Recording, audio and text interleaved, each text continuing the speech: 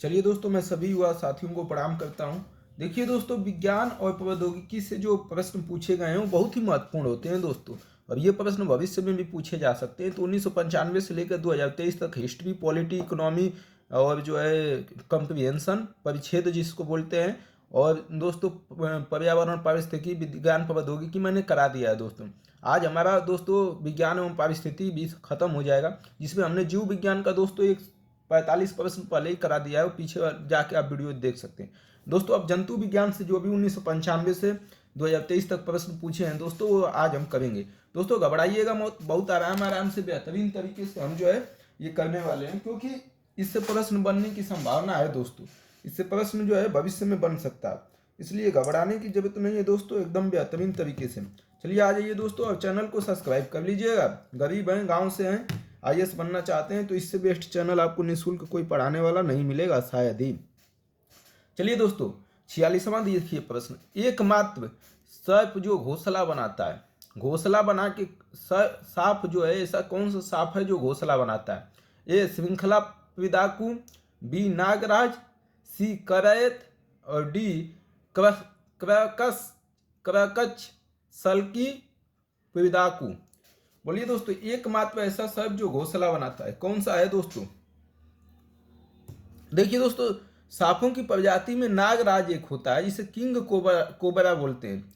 एकमात्र सर्प है जो बिल में रहने के साथ साथ घोंसला भी बनाता है। कौन है दोस्तों? नागराज, या जिसे नागों का राजा, या जिसे किंग कोबरा भी बोलते हैं। क्या बोलते हैं?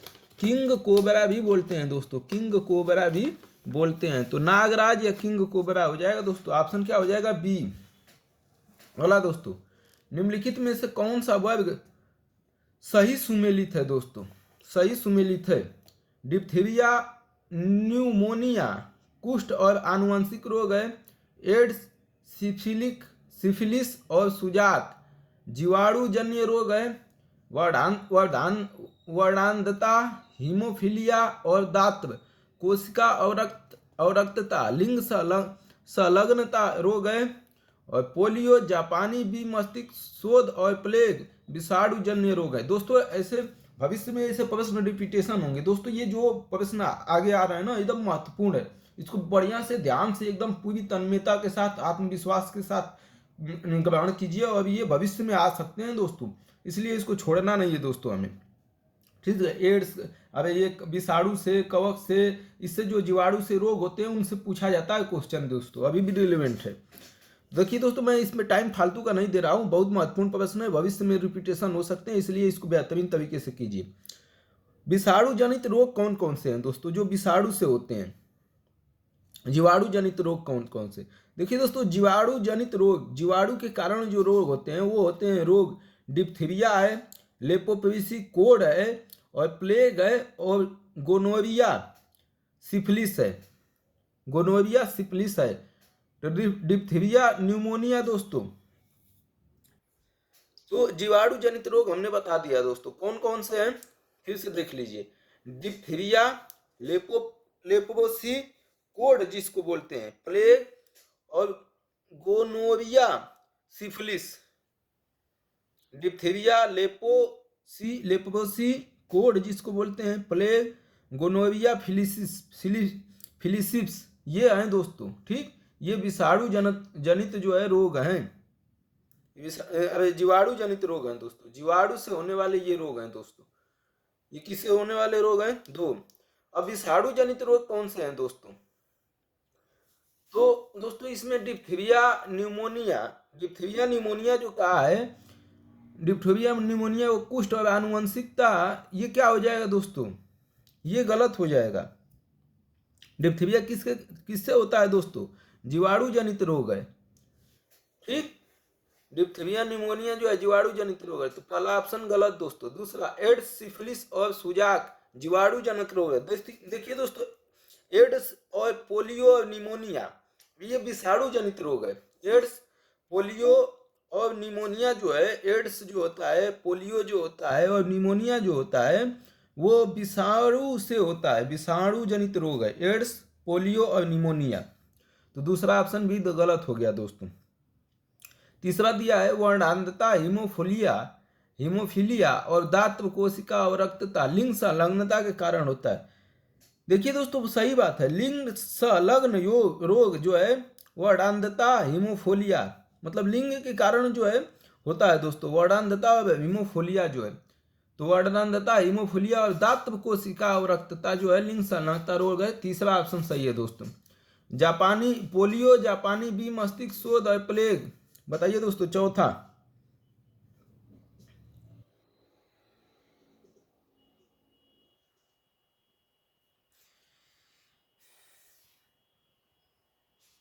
चौथा गलत है दोस्तों। पोलियो, जापानी बी मस्तिष्क और प्लेग।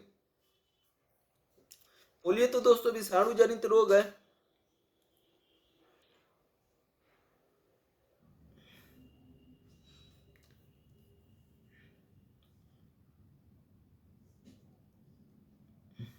तो इसमें केवल बी ऑप्शन हो जाएगा दोस्तों। विषाणु जनित रोग एड्स, पोलिया, निमोनिया है। लिंग संलग्नता रोग वर्णांधता हीमोफीलिया है। अनुवांशिक रोग दोस्तों दातृ कोशिका अवरक्त है। दातृ कोशिका अवरक्त जो है आनुवंशिक रोग है। तो केवल तीसरा ऑप्शन सही हो गया। रक्त वर्ग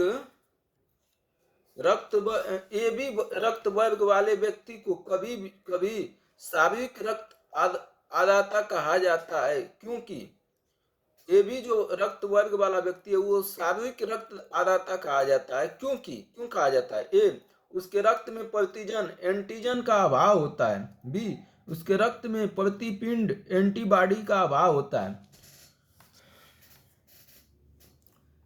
देखिए दोस्तों 48 का जो है, जिस व्यक्ति का रक्त ए बी वर्ग का होता है उसे सार्वत्रिक रक्त प्रदाता कहा जाता है, क्योंकि ए बी रक्त वर्ग में प्रतिजन एंटीजन ए और बी पाया जाता है। प्रतिजन ए और बी पाया जाता है, जबकि प्रतिपिंड एंटीबॉडी का अभाव होता है।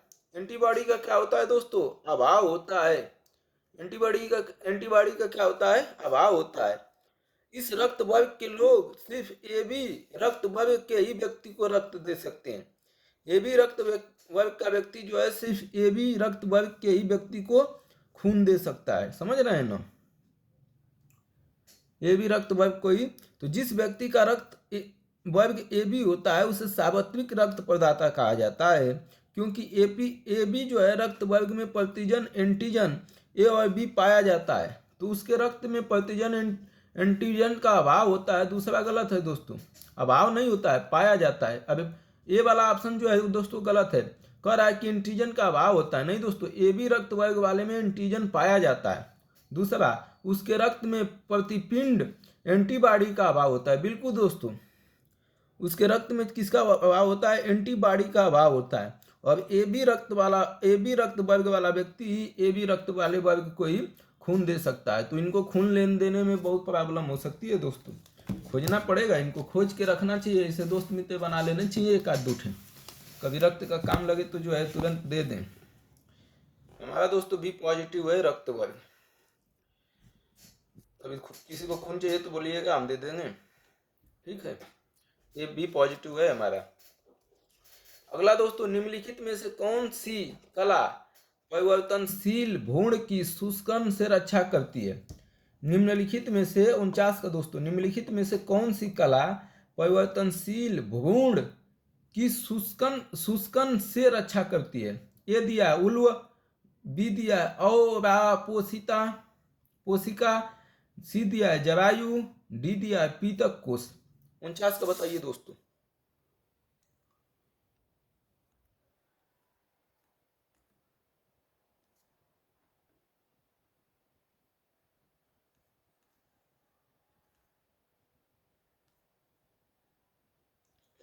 बताइए दोस्तों 49 का। इसका हो जाएगा दोस्तों उल्व कला विकासशील भ्रूण की शुष्कन से रक्षा करता है। उल्व, ये ऑप्शन हो जाएगा दोस्तों। निम्नलिखित में से कौन सी कला परिवर्तनशील भ्रूण की शुष्कन से रक्षा करता है? तो उल्व होता है दोस्तों। 50वां दोस्तों, निम्नलिखित प्रति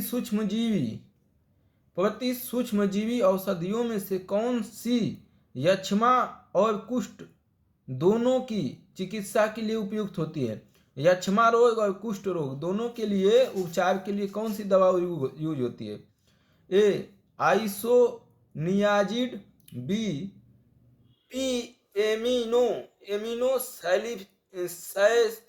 सैलिसिलिक एसिड, और सी दिया है स्ट्रेप्टोमाइसिन, और डी दिया है रिफैम्पिसिन। बोलिए दोस्तों, प्रति सूक्ष्म जीवी औषधियों में से कौन सी यक्ष्मा और कुष्ठ रोग दोनों के लिए जो है लाभदायक होता है?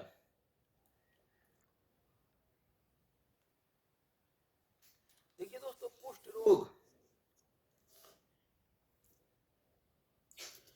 कुष्ठ रोग या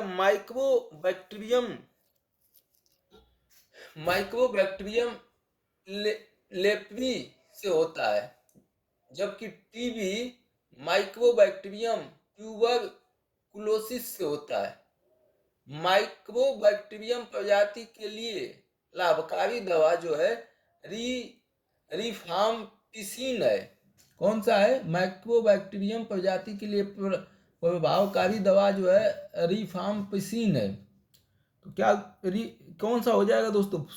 प्रति सूक्ष्म औषधियों में से कौन सी यक्ष्मा और कुष्ठ दोनों की चिकित्सा के लिए उपयुक्त है दोस्तों? तो डी ऑप्शन हो जाएगा, रिफैम्पिसिन। तो कुष्ठ रोग माइक्रोबैक्टीरियम लेप्री से होता है दोस्तों, ठीक, कुष्ठ रोग, जबकि टीबी माइक्रोबैक्टीरियम ट्यूबरकुलोसिस से होता है। माइक्रोबैक्टीरियम प्रजाति के लिए प्रभावकारी दवा रिफैम्पिसिन है। तो डी ऑप्शन हो जाएगा। केल्विन मान 51 का केल्विन मान से मानव शरीर का सामान्य तापमान होता है किस केल्विन पर? 280, 290, 300 और 310। किस केल्विन पर मानव शरीर का तापमान जो है दोस्तों सामान्य ताप होता है दोस्तों? तो मानव शरीर का दोस्तों सामान्य तापमान 37 डिग्री सेंटीग्रेड होता है, लेकिन जब हम इसे 37 डिग्री को केल्विन में बदलते हैं दोस्तों तो 310 केल्विन हो जाता है, क्योंकि 0 डिग्री बराबर 273 केल्विन होता है। तो 37 डिग्री बराबर 273 प्लस 37 210 केल्विन। ऑप्शन हो जाएगा डी दोस्तों, डी। 52 का निम्नलिखित में से कौन से तत्व सभी प्रोटीन में विद्यमान होते हैं? कौन से तत्व जो है सभी प्रोटीन में पाए जाते हैं? कार्बन, ऑक्सीजन, हाइड्रोजन और नाइट्रोजन। कौन प्रोटीन में, हर प्रोटीन में विद्यमान कौन सा तत्व होता है दोस्तों इसमें से? देखिए दोस्तों, प्रोटीन एक कार्बनिक यौगिक है जिसमें कार्बन, हाइड्रोजन, ऑक्सीजन और नाइट्रोजन होते हैं। प्रोटीन में अमीनो अम्ल पेप्टाइड बंध द्वारा श्रृंखलाबद्ध होते हैं। तो प्रोटीन में कौन कौन से अम्ल होते हैं दोस्तों? कार्बन, हाइड्रोजन, ऑक्सीजन और नाइट्रोजन होते हैं। प्रोटीन में अमीनो अम्ल पेप्टाइड बंध द्वारा श्रृंखलाबद्ध होते हैं। तो ऑप्शन हो जाएगा दोस्तों डी, सभी ऑप्शन सही। अगला 53 का, निम्नलिखित हार्मोन में से किसमें आयोडीन है दोस्तों? किसमें आयोडीन है? ए थायरॉक्सिन में, बी टेस्टोस्टेरॉन में, सी इंसुलिन में, और डी एड्रेनलिन में। ये तो आप लोग बता देंगे दोस्तों। थायरॉक्सिन हार्मोन दोस्तों, ये ऑप्शन हो जाएगा। थायरॉक्सिन हार्मोन ट्राइआइडो थायरॉक्सिन हार्मोन कंठ के नीचे पाई जाने वाली थायराइड ग्रंथि से स्रावित होती है। इन दोनों हार्मोनों में मुख्य तौर पर आयोडीन खनिज पाया जाता है। आयोडीन की कमी होने की अवस्था में घेगा रोग हो जाता है। आयोडीन की कमी से कौन रोग होता है? घेगा रोग। अगला दोस्तों, भौतिकी, रसायन, जीव विज्ञान के तंतुओं को एक साथ बुनकर बहुमूल्य चित्रपट तैयार करने वाला यह असाधारण वैज्ञानिक संसार को एक कारी आणविक दृष्टिकोण दे गया। उसने विटामिन सी के चमत्कारी गुणों को पहले तो जुकाम के उपचार के लिए बताया और बाद में उसे कैंसर निवारण अभिकर्ता भी बना दिया। उपयुक्त विवरण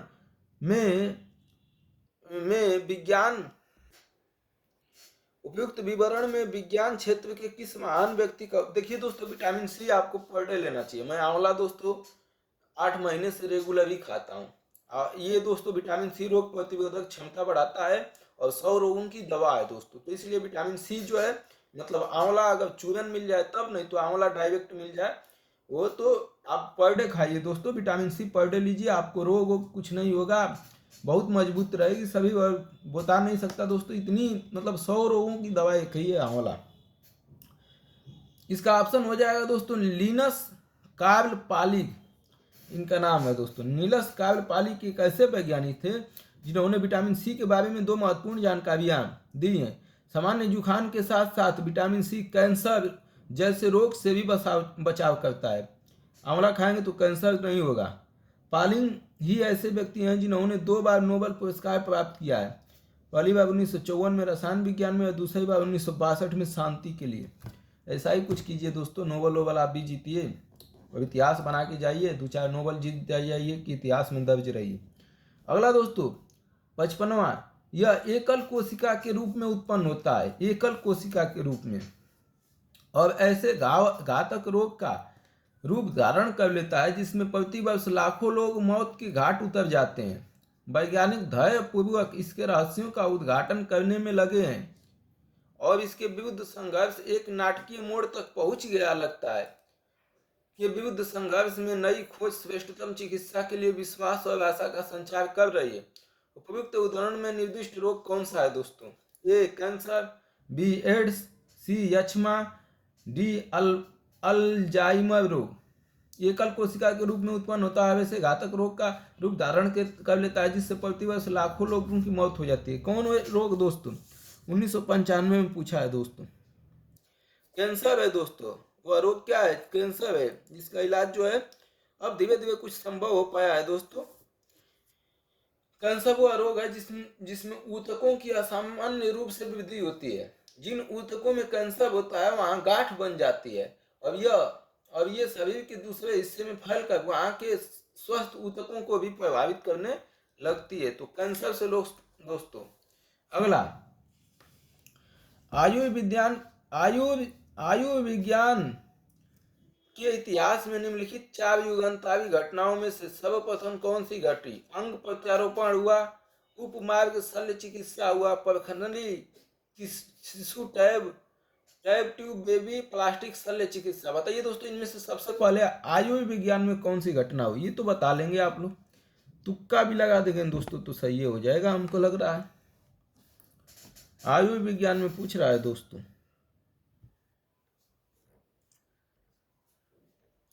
चलिए देखिए दोस्तों, शरीर के किसी अंग को दूसरे के अंग में लगाना 1954 में दोस्तों आ गया था।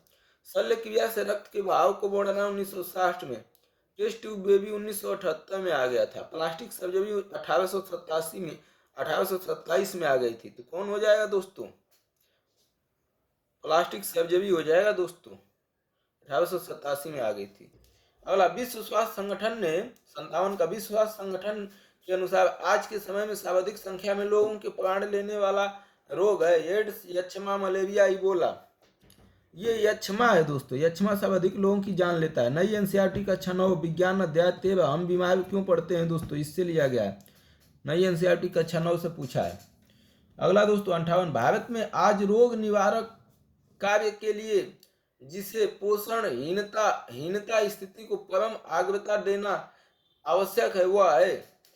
भारत में आज रोग निवारक कार्य के लिए, रोगों को खत्म करने के लिए जिसे पोषण हीनता स्थिति को परम अग्रता सबसे आगे रखने के लिए आवश्यक है। ए स्कैबी, बी रिकेट्स, सी जीवोपथैलिया और डी जो है पैलाग्राफ। बताइए दोस्तों कौन सा हो जाएगा? जीवोपथैलिमिया दोस्तों विटामिन ए की कमी से होता है दोस्तों। सामान्यतः यह बीमारी समाज के गरीब लोगों में पाई जाती है। इस बीमारी से मरीज को रात में दिखाई नहीं देता है और इसकी आंखों में जलन होती है। तो जीवोपथैलिमिया दोस्तों विटामिन ए की कमी से होता है। ऑप्शन सी हो जाएगा दोस्तों। सूची 1 को सूची 2 से मिलाना है दोस्तों। विटामिन और सूची, विटामिन जो है किस में पाया जाता है? पेप्सिन, कैरोटीन, टिबेटिन, प्रोजेस्टेरॉन, एंजाइम, हार्मोन, प्रोटीन। बताइए दोस्तों, इसको मिलान करना है। ये दोस्तों विटामिन ए रेटिनॉल वर्ग से संबंध रखता है। रेटिनॉल का अंधापन से दोस्तों विटामिन ए जो है कमी हो जाएगी तो व्यक्ति को कम दिखाई देने लगेगा। तो विटामिन ए दोस्तों किससे हो जाएगा? विटामिन का कैरोटीन से हो जाएगा दोस्तों। विटामिन ए रेटिनॉल वर्ग से संबंध रखता है। रेटिनॉल का पूर्वगामी बी कैटोबिन होता है दोस्तों। पूर्वगामी क्या होता है? पूर्वगामी बी कैटोबिन होता है। तो विटामिन का दोस्तों दूसरा ऑप्शन पर मिलान हो जाएगा, कैरोटीन। एंजाइम दोस्तों क्या होता है? पेप्सिन नामक एंजाइम आमाशय में बनता है और यह प्रोटीन को पचाने का कार्य करता है। पेप्सिन नामक एंजाइम कहाँ बनता है? आमाशय में बनता है और यह प्रोटीन को पचाने का काम करता है। तो एंजाइम का क्या हो जाएगा दोस्तों? पेप्सिन हो जाएगा। एंजाइम का क्या हो जाएगा? पेप्सिन। बी का 1 हो जाएगा। हार्मोन दोस्तों, हार्मोन क्या होता है? प्रोजेस्टेरोन एक हार्मोन है जो कि मानव में डिंबाशय में बनता है। केराटिन एक प्रोटीन है, यह मुख्य रूप से बालों और नाखूनों में पाया जाता है। तो दोस्तों देखिए, प्रोजेस्टेरोन एक हार्मोन है जो मानव के डिंबाशन में बनता है। कहाँ बनता है? डिंबाशन में बनता है। तो हार्मोन का दोस्तों कहाँ मिलान हो जाएगा? प्रोजेस्टेरोन में हो जाएगा। हार्मोन कहाँ होता है? प्रोजेस्टेरोन में। सी का चौथा। और प्रोटीन दोस्तों, प्रोटीन का तो दोस्तों अभी कई बताया तो इसे भी लगा सकते हैं। केराटिन एक प्रोटीन है। केराटिन भी एक क्या है?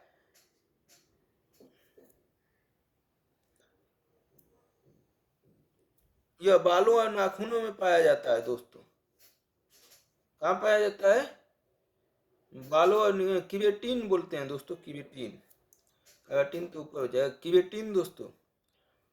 तो ऑप्शन बी हो जाएगा दोस्तों इसमें। अगला अगला दोस्तों दिया है 1996 में पूछा है 60 निम्नलिखित में से कौन से मधुमेह से संबंधित है जो प्रौढ़ का एक सामान्य रोग है? प्रौढ़ों का एक सामान्य रोग है। पहला, रक्त में शर्करा का उच्च स्तर। दूसरा, रक्त में शर्करा का निम्न स्तर। सी, रक्त में इंसुलिन की निम्न मात्रा। चौथा, रक्त में शर्करा की अधिक मात्रा। कौन सा हो जाएगा दोस्तों? मधुमेह रोग के लिए जिम्मेदार कौन है? मधुमेह रोग। देखिए दोस्तों, पहला ऑप्शन रक्त में शर्करा का उच्च स्तर, ये भी जिम्मेदार है दोस्तों। और रक्त में इंसुलिन की निम्न मात्रा, ये जिम्मेदार है। ये दोनों जिम्मेदार है दोस्तों। रक्त में शर्करा का निम्न मात्रा जिम्मेदार नहीं है, उच्च मात्रा। रक्त में शर्करा की अधिक मात्रा, यह भी जिम्मेदार नहीं है दोस्तों। तो 1 और 3 ऑप्शन सही हो जाएगा। रक्त में शर्करा का उच्च स्तर होना और इंसुलिन का निम्न स्तर होना मधुमेह हो जाता है दोस्तों। इसको बोलते हैं डायबिटीज। मेलिटस एक ऐसी बीमारी है जो इंसुलिन नामक हार्मोन की कमी से होता है। इंसुलिन नामक हार्मोन की कमी हो जाएगी तो हो जाएगा क्या? मधुमेह या डायबिटीज। इंसुलिन रक्त में चीनी की मात्रा का नियंत्रण करता है। चीनी की मात्रा का इंसुलिन क्या करता है? नियंत्रण करता है। मानव शरीर में इंसुलिन की कमी की वजह से रक्त में शर्करा की मात्रा बढ़ जाती है, जिसकी वजह से डायबिटीज या मेलिटस हो जाता है, रोग हो जाता है। इंसुलिन दोस्तों जो है रक्त की जो चीनी होती है उसकी मात्रा को कंट्रोल करता है। इंसुलिन की जब कमी हो जाती है शरीर में तो ये चीनी की मात्रा, शर्करा जो है बढ़ जाता है। और शर्करा बढ़ने के कारण जिसकी वजह से क्या होता है? मधुमेह या डायबिटीज रोग हो जाता है। तो ऑप्शन हो गया दोस्तों। अगला, एड्स का संचरण होता है। एड्स दोस्तों कैसे होता है? लैंगिक संभोग से, मतलब शारीरिक संबंध आप बना रहे हैं किसी लड़की से तो उसके कारण होता है। दूसरा, रक्तादान से, मतलब रक्त आप किसी और को दे रहे हैं उससे होता है। तीसरा, मच्छरों और अन्य रक्त चूसक कीटों से होता है दोस्तों। या चौथा, अपरा के संपर्क से होता है। बताइए दोस्तों। देखिए दोस्तों, लैंगिक संबंध, शारीरिक संबंध किसी भी एक व्यक्ति से बनानी चाहिए दोस्तों। वो अभी मजा के लिए नहीं बनाना चाहिए आपको। बच्चा पैदा करना हो तभी बनाइए दोस्तों। इससे जो है आपकी रोग प्रतिरोधक क्षमता घट जाती है, जल्दी बूढ़े हो जाते हैं, भयंकर बीमारी भी हो सकती है दोस्तों मजा के चक्कर में। इसलिए जो है इस बात का ध्यान रखिए। तो एड्स का संचरण होता है दोस्तों। एड्स कैसे होता है बताइए?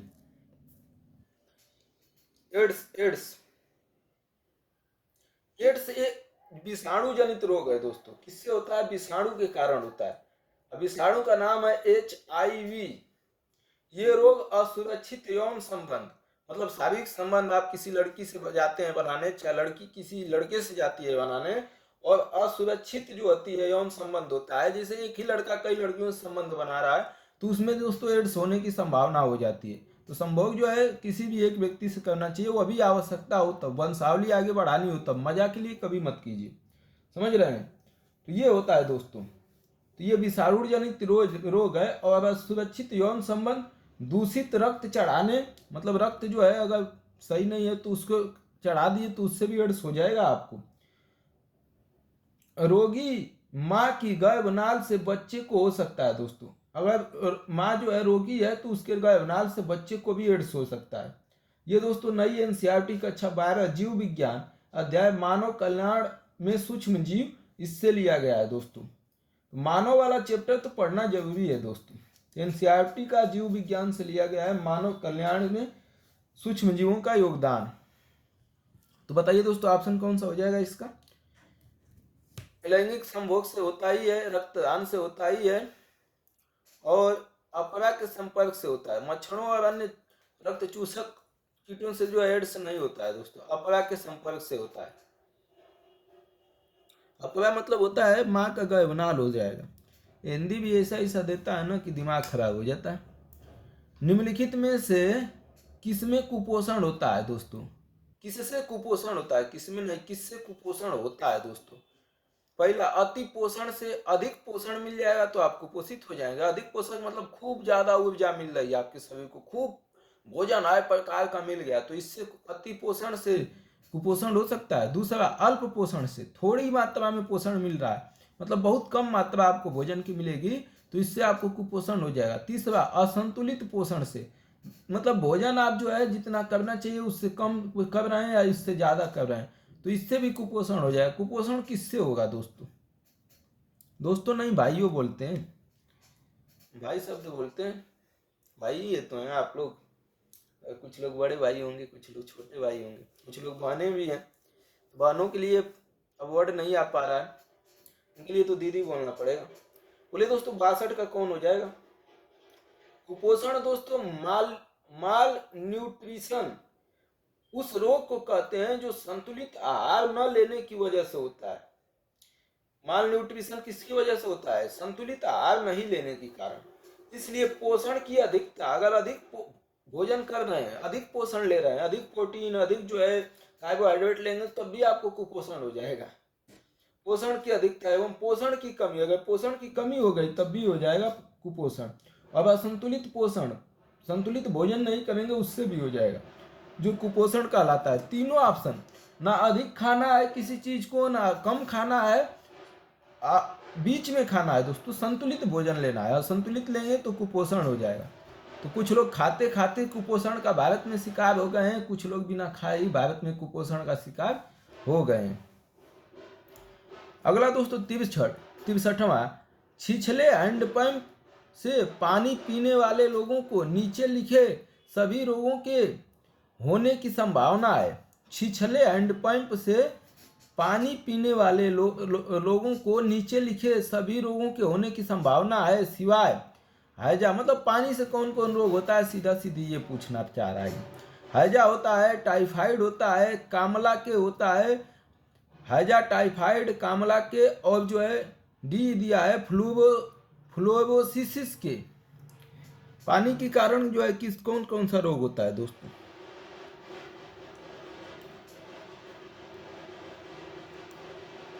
देखिए दोस्तों, कोलेरा, टाइफाइड और जॉन्डिस संक्रमित जल के कारण होता है। कम गहरे हैंडपंप में जीवाणुओं के संक्रमण की संभावना अधिक होती है, लेकिन फ्लोरोसिस रोग पानी में फ्लोरीन की अधिकता से होता है। फ्लोरोसिस रोग जो है दोस्तों, ये जो है पानी में जो है अधिक का हो जाती है फ्लोरीन की, इसके कारण होता है दोस्तों। तो डी ऑप्शन को छोड़ के दोस्तों बाकी सब मतलब डी ऑप्शन गलत है।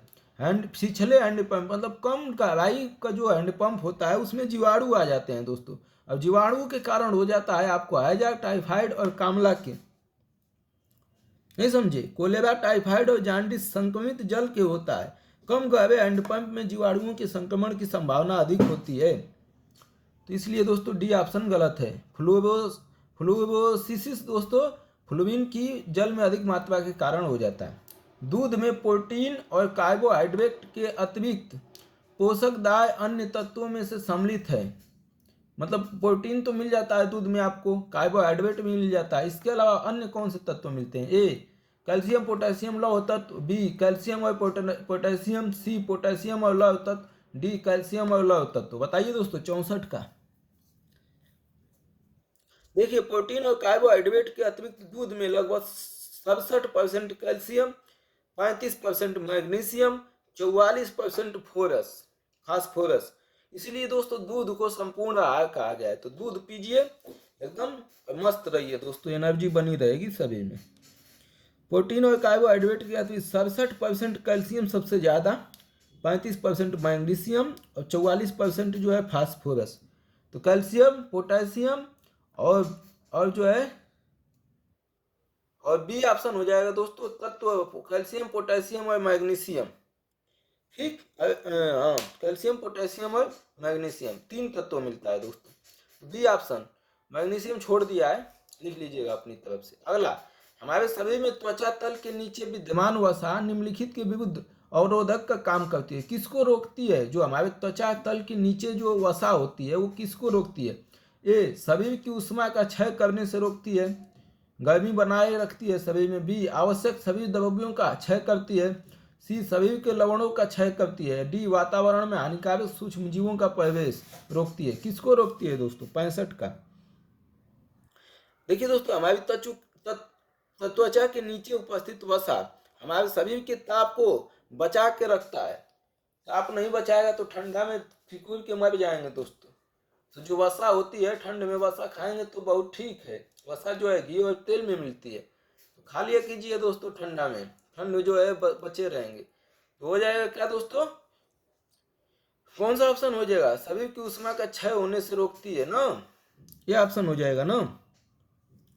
ये नई एनसीईआरटी कक्षा 9 स्वास्थ्य और शारीरिक शिक्षा, कक्षा 9 स्वास्थ्य और शारीरिक शिक्षा अध्याय स्वस्थ जीवन के लिए आहार, इससे लिया गया है दोस्तों, एनसीईआरटी से। अगला दोस्तों, मानव गुर्दे 66, मानव गुर्दे में बनने वाली पथरी प्रायः बनी होती है। दोस्तों मैं इसको बहुत बचपन से हमको लगता था, पथरी लोग कहते हैं तो हमको लगता था पत्थर जो है उसमें रुक गया होगा। तो पथरी जो है प्रायः किससे बनी होती है? ए मैग्नीशियम सल्फेट की से, बी सोडियम एसिटेट की, सी कैल्शियम ऑक्जेलेट की और डी कैल्शियम की। बताइए दोस्तों 66 का। पथरी के मुख्यतः ये घटक हैं दोस्तों। कैल्शियम ऑक्जेलेट 80% होता है, यूरिक अम्ल 5% योगदान देता है, अमीनो अम्ल सिस्टीन जो है 2% योगदान देता है, मैग्नीशियम और अमोनियम फास्फेट 13%। पथरी प्रायः बनी होती है दोस्तों किससे? कैल्शियम ऑक्जेलेट की दोस्तों, कैल्शियम ऑक्जेलेट की। ठीक, पथरी मुख्यतः संगठित होते हैं। कैल्शियम ऑक्जेलेट 80% सबसे ज्यादा यही होता है दोस्तों। यूरिक अम्ल 5% होता है, अमीनो अम्ल सिस्टीन की 2%, मैग्नीशियम और अमोनियम फास्फेट जो है 13% का योगदान देता है। ठीक है दोस्तों। अब अगला 67, पीयूष ग्रंथि अपने प्रेरक हार्मोन की वजह से अन्य अंतःस्रावी ग्रंथियों की स्रावी सक्रियता को नियंत्रित करती है। निम्नलिखित में से कौन सी अंतःस्रावी ग्रंथि पीयूष ग्रंथि से स्वतंत्र कार्य करती है? पीयूष ग्रंथि जो है दोस्तों बताती है, ठीक, किस काम को? अंतःस्रावी ग्रंथियों की स्रावी सक्रियता को नियंत्रित करती है। लेकिन इसके अलावा एक ऐसी ग्रंथि है जो स्वतंत्र होकर कार्य करती है, उसका नाम पूछा है दोस्तों, उसका नाम जो है बताना है।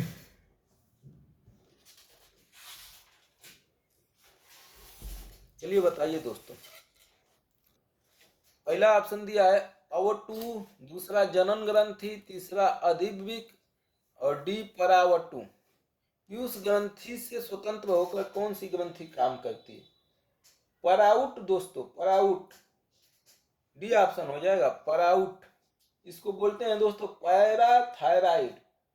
पैराथायराइड ग्रंथि स्वतंत्र रूप से कार्य करती है। यह ग्रंथि पैराथायर्मोन स्रावित करती है जो शरीर में कैल्शियम और फास्फोरस को नियंत्रित करता है। कैल्शियम और फास्फोरस को कौन नियंत्रित करता है? पाराथायमोन। कौन नियंत्रित करता है दोस्तों? पाराथायमोन जो है कैल्शियम और फास्फोरस को नियंत्रित करता है। कौन नियंत्रित करता है दोस्तों?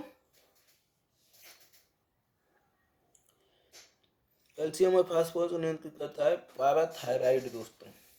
अगला दोस्तों, मानव शरीर में ऑक्सीजन का अभिगमन होता है। ऑक्सीजन कैसे पहुंचती है? रक्त के द्वारा, फुसफुस के द्वारा, ऊतक के द्वारा। अधिगमन का सही अनुक्रम क्या है? अनुक्रम बताना है। इसका मतलब कि तीनों से पहुंचती है रक्त, और सबसे पहले, फिर उसके बाद बताइए दोस्तों। शरीर में ऑक्सीजन निम्न क्रम में पहुंचती है। सबसे पहले फेफड़े में जाती है, फिर रक्त जो है ऊतक। बताइए दोस्तों, सबसे पहले कहाँ जाती है? ऊतकों के द्वारा। पहले जो है रक्त जो है सबसे पहले कहाँ जाती है दोस्तों? फुसफुस के द्वारा, फिर फुसफुस से रक्त के द्वारा, रक्त से जो है ऊतकों के द्वारा। सी ऑप्शन हो जाएगा दोस्तों, सी।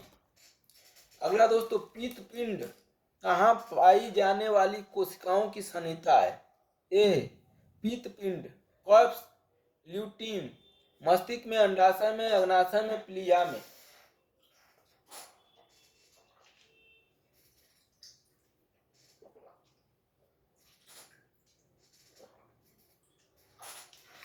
बोलिए दोस्तों 69 का।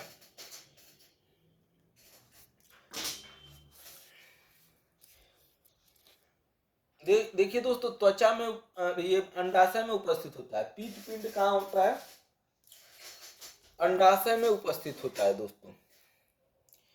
कार्पस ल्यूटीम, कार्पस ल्यूटियम रिक्त ग्राफियन फालिकल से निर्मित होता है एवं आकार में बढ़ जाता है। यह प्रोजेस्टेरोन हार्मोन स्रावित करता है। यदि अंडाणु का निषेचन नहीं होता है तो कार्पस ल्यूटियम नष्ट होना शुरू हो जाता है और लगभग 2 हफ्ते में यह समान अंडाशय ऊतकों द्वारा बदल दिया जाता है। दोस्तों थोड़ा सा प्रजनन के बारे में जाके पढ़ लीजिए। अंडाशय क्या होता है, सब चीजें, प्रजनन की क्रिया क्या है मानव की, पुरुष की, महिला की। क्योंकि दोस्तों इससे प्रश्न हम देखते हैं यूपीएससी बनाती रहती है घुमा फिरा के। तो जाइए दोस्तों एनसीईआरटी में प्रजनन के बारे में ठीक से थोड़ा समझ लीजिए।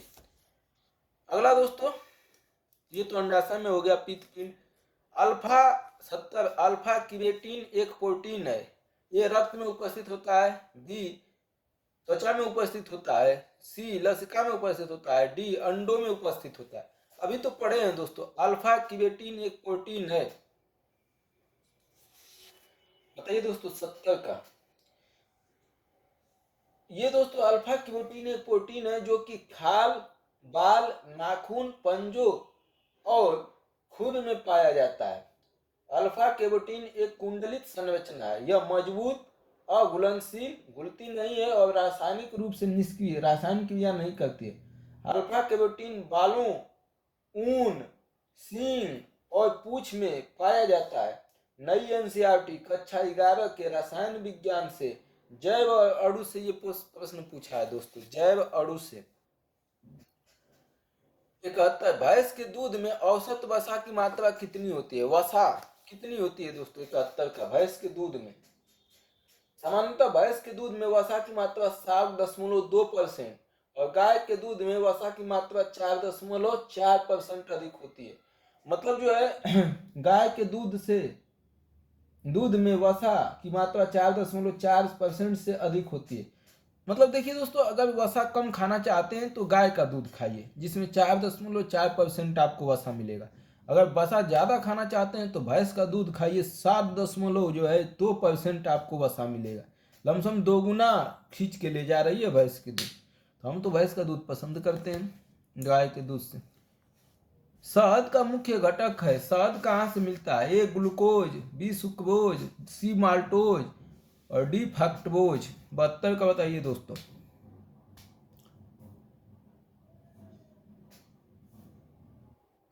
देखिए दोस्तों, शहद में मुख्यतः ये फ्रक्टोज और सुक्रोज पाया जाता है और फ्रक्टोज और ग्लूकोज पाया जाता है।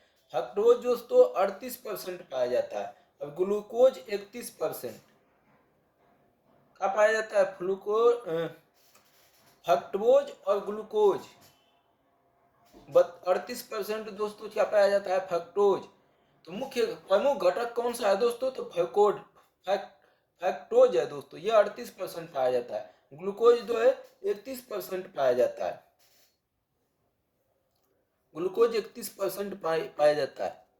माल्टोज दोस्तों 7.2% पाया जाता है। कार्बोहाइड्रेट 4.2% पाया जाता है। सुक्रोज 1.5% और मिनरल्स 0.5%।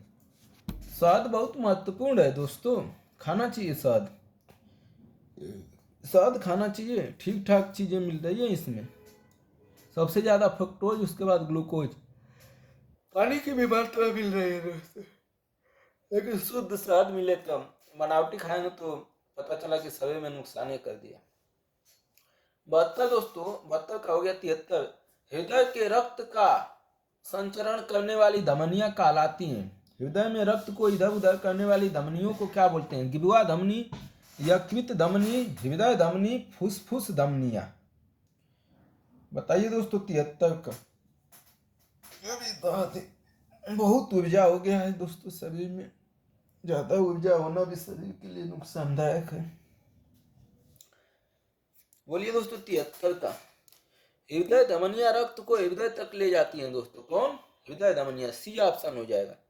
गिबुआ धमनियां रक्त को सिर तक ले जाती है। गिबुआ वाली धमनी क्या करती है, जीभ वाली जो है, गिबुआ मतलब जीभ मान लीजिए, ये रक्त को सिर तक ले जाती है।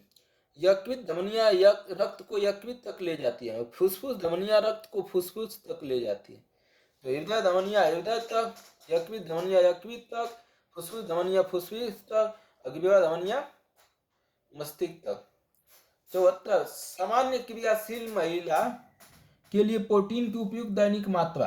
एक सामान्य महिला जो कार्य करती है उसको कितना प्रोटीन एक दिन में चाहिए, ए 30 ग्राम, बी 37 ग्राम, सी जो है 40 ग्राम और डी जो है 46 ग्राम। बताइए दोस्तों, सामान्य तौर पर एक सामान्य महिला को 46 ग्राम प्रोटीन की आवश्यकता होती है। कितना, 46 ग्राम। जबकि एक गर्भवती महिला को 47 से 60 ग्राम प्रोटीन की आवश्यकता होती है। गर्भवती महिला को बच्चे को भी देना होता है ना, तो इसलिए। सक्रिय का अर्थ है एक ऐसा जीवन शैली जिसमें सामान्य दैनिक जीवन से जुड़ी हल्की शारीरिक गतिविधियों के अलावा 3 से 4 मील प्रति घंटे की गति से 3 मील प्रति दिन से अधिक चलने के बराबर शारीरिक गतिविधि शामिल है। 3 मील पर डे चलने वाली को होते हैं सामान्य गतिविधि। सूची 1 को सूची 2 से मिलाना है दोस्तों, मिलाइए। मलेरिया सूची फर्स्ट, सूची 2 मलेरिया, फाइलेरिया, मस्तिष्क शोथ और श्वेत रक्तता, अस्थि मज्जा, मस्तिष्क पेशी, लसिका पर्व और रक्त कोशिका, किसको कौन प्रभावित करता है। फाइलेरिया से दोस्तों क्या होता है, बोलिए दोस्तों, मलेरिया से क्या होता है। मलेरिया से अस्थि मज्जा, मस्तिष्क पेशी, लसिका पर्व, रक्त। मलेरिया दोस्तों एक परजीवी द्वारा फैलने वाला रोग है। क्या है, परजीवी, जिसमें मनुष्य की रक्त कोशिकाएं प्रभावित होती है। क्या प्रभावित हो जाती है दोस्तों, मनुष्य की रक्त जो है कोशिका प्रभावित होती है। यह परजीवी द्वारा होता है, परजीवी द्वारा होता है। तो ए का कौन सा ऑप्शन हो जाएगा दोस्तों, 5। ए का क्या मिलान हो जाएगा, 5। मस्तिष्क, अब दूसरा देखा है दोस्तों फाइलेरिया, ठीक। फाइलेरिया परजीवी का प्रभाव लसिका पर्व में होता है, यह भी परजीवी द्वारा ही फैलता है दोस्तों। मलेरिया, फाइलेरिया दोनों परजीवी रोग है, ठीक। फाइलेरिया जो है परजीवी का प्रभाव लसिका पर्व में होता है। श्वेत रक्त कैंसर का एक प्रकार है जिसमें अस्थि मज्जा में कोशिकाएं असामान्य रूप से बढ़ जाती हैं, तो लसिका पर्व को प्रभावित करता है दोस्तों। इसका मतलब बी का 4 हो जाएगा। मस्तिष्क शोथ जो दोस्तों देखते हैं, मस्तिष्क शोथ, मस्तिष्क जो है विषाणु से होता है दोस्तों। किससे होता है, विषाणु से होता है। और इसका असर सबसे अधिक मस्तिष्क पर होता है। किस पर होता है इसका असर, मस्तिष्क पर। तो मस्तिष्क शोथ का हो जाएगा सी का 2 हो जाएगा दोस्तों। और श्वेत रक्तता दोस्तों, श्वेत रक्तता का क्या हो जाएगा दोस्तों? अस्थि मज्जा। श्वेत रक्तता का अस्थि मज्जा। तो मलेरिया फैलेरिया परजीवी रोग है। मलेरिया रक्त कोशिका को प्रभावित करती है। फैलेरिया जो है लसिका रोग को। मस्तिष्क शोथ दोस्तों विषाणु जनित रोग है जो मस्तिष्क को प्रभावित करता है। श्वेत रक्तता अस्थि मज्जा है। कोई दिक्कत दोस्तों? बी ऑप्शन सही हो जाए। प्रतिजन ऐसा पदार्थ है जो शरीर के ताप को कम करता है। बी हानिकारक बैक्टीरिया को नष्ट करता है। सी प्रतिरक्षा तंत्र को प्रवर्तित करता है। और डी विष के प्रतिकारक के रूप में प्रयोग किया जाता है। प्रतिजन का क्या काम है दोस्तों? प्रतिजन का तो नाम कई बार आप लोगों ने जीवन में सुना होगा। देखिए दोस्तों, प्रतिजन का काम है विष के प्रतिकारक के रूप में प्रयोग किया जाता है। सामान्य तौर पर एक सामान्य ठीक है दोस्तों, तो प्रतिजन को किसके लिए? विष के प्रतिकारक के रूप में प्रयोग किया जाता है। विष के प्रतिकारक के रूप में प्रयोग किया जाता है। देखिए दोस्तों, प्रतिजन को एंटीजन भी कहते हैं। प्रतिजन को क्या बोलते हैं? एंटीजन कहते हैं। एक प्रकार के विजातीय कण है जो मानव शरीर में घुसपैठ करते हैं। प्रतिजन मानव के प्रतिरक्षा तंत्र का परिवर्तन शुरू करता है। प्रतिजन शरीर में प्रतिपिंड बनाने की प्रक्रिया को भी बढ़ाता है। तो विष के प्रतिकारक के रूप में प्रयोग किया जाता है। ठीक है, प्रतिजन का इसको एंटीजन भी कहते हैं दोस्तों। तो ऑप्शन डी हो जाएगा 76 का। 77 का बताइए दोस्तों। एक जीव के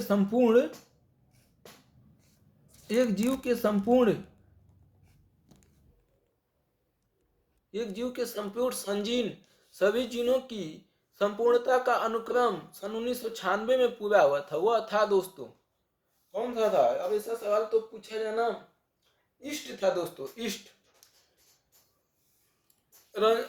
था। बी ऑप्शन हो जाएगा 77 का।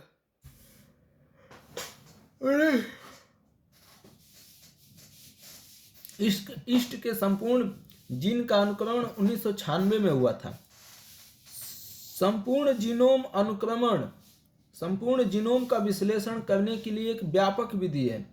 आनुवंशिक जानकारी, वंशानुगत विकारों की पहचान करने, कैंसर की प्रगति को बढ़ावा देने वाले उत्परिवर्तनों को चिन्हित करने, रोग के प्रकोप पर नजर रखने में सहायक होती है। कौन दोस्तों? संपूर्ण जीनोम अनुक्रमण। तो 77 का हो गया बी, ईस्ट को। 78 दोस्तों, निम्नलिखित कथनों पर परीक्षण कीजिए। संसाधित प्रोसेस्ड मांस एवं शीघ्र विनश्य खाद्य है। संसाधित मतलब जो है प्रोसेसिंग करके उसको, मांस को एक शीघ्र विनश्य खाद्य है। दूसरा, सभी शीघ्र विनश्य खाद्य बंद डिब्बों में पैक किए जाते हैं। तीसरा, बंद डिब्बे में कभी कभी संसाधित मांस नहीं रखा होता है। उपयुक्त कथनों में से कौन से निष्कर्षों में से कौन सा एक प्राप्त होता है? ए, बंद डिब्बों में सदैव शीघ्र विनश्य खाद्य पदार्थ होते हैं। बी, संसाधित मांस कई बार बंद डिब्बों में पैक नहीं किया जाता है।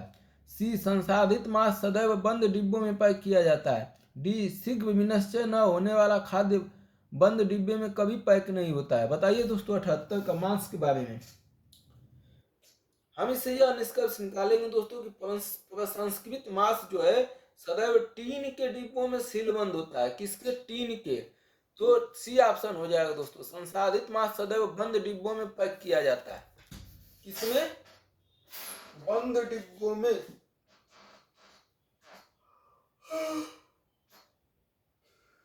बंद डिब्बों में जो है किया जाता है दोस्तों, बंद डिब्बों में। ठीक, सी ऑप्शन हो जाएगा। अगला दोस्तों, अगला 79 का।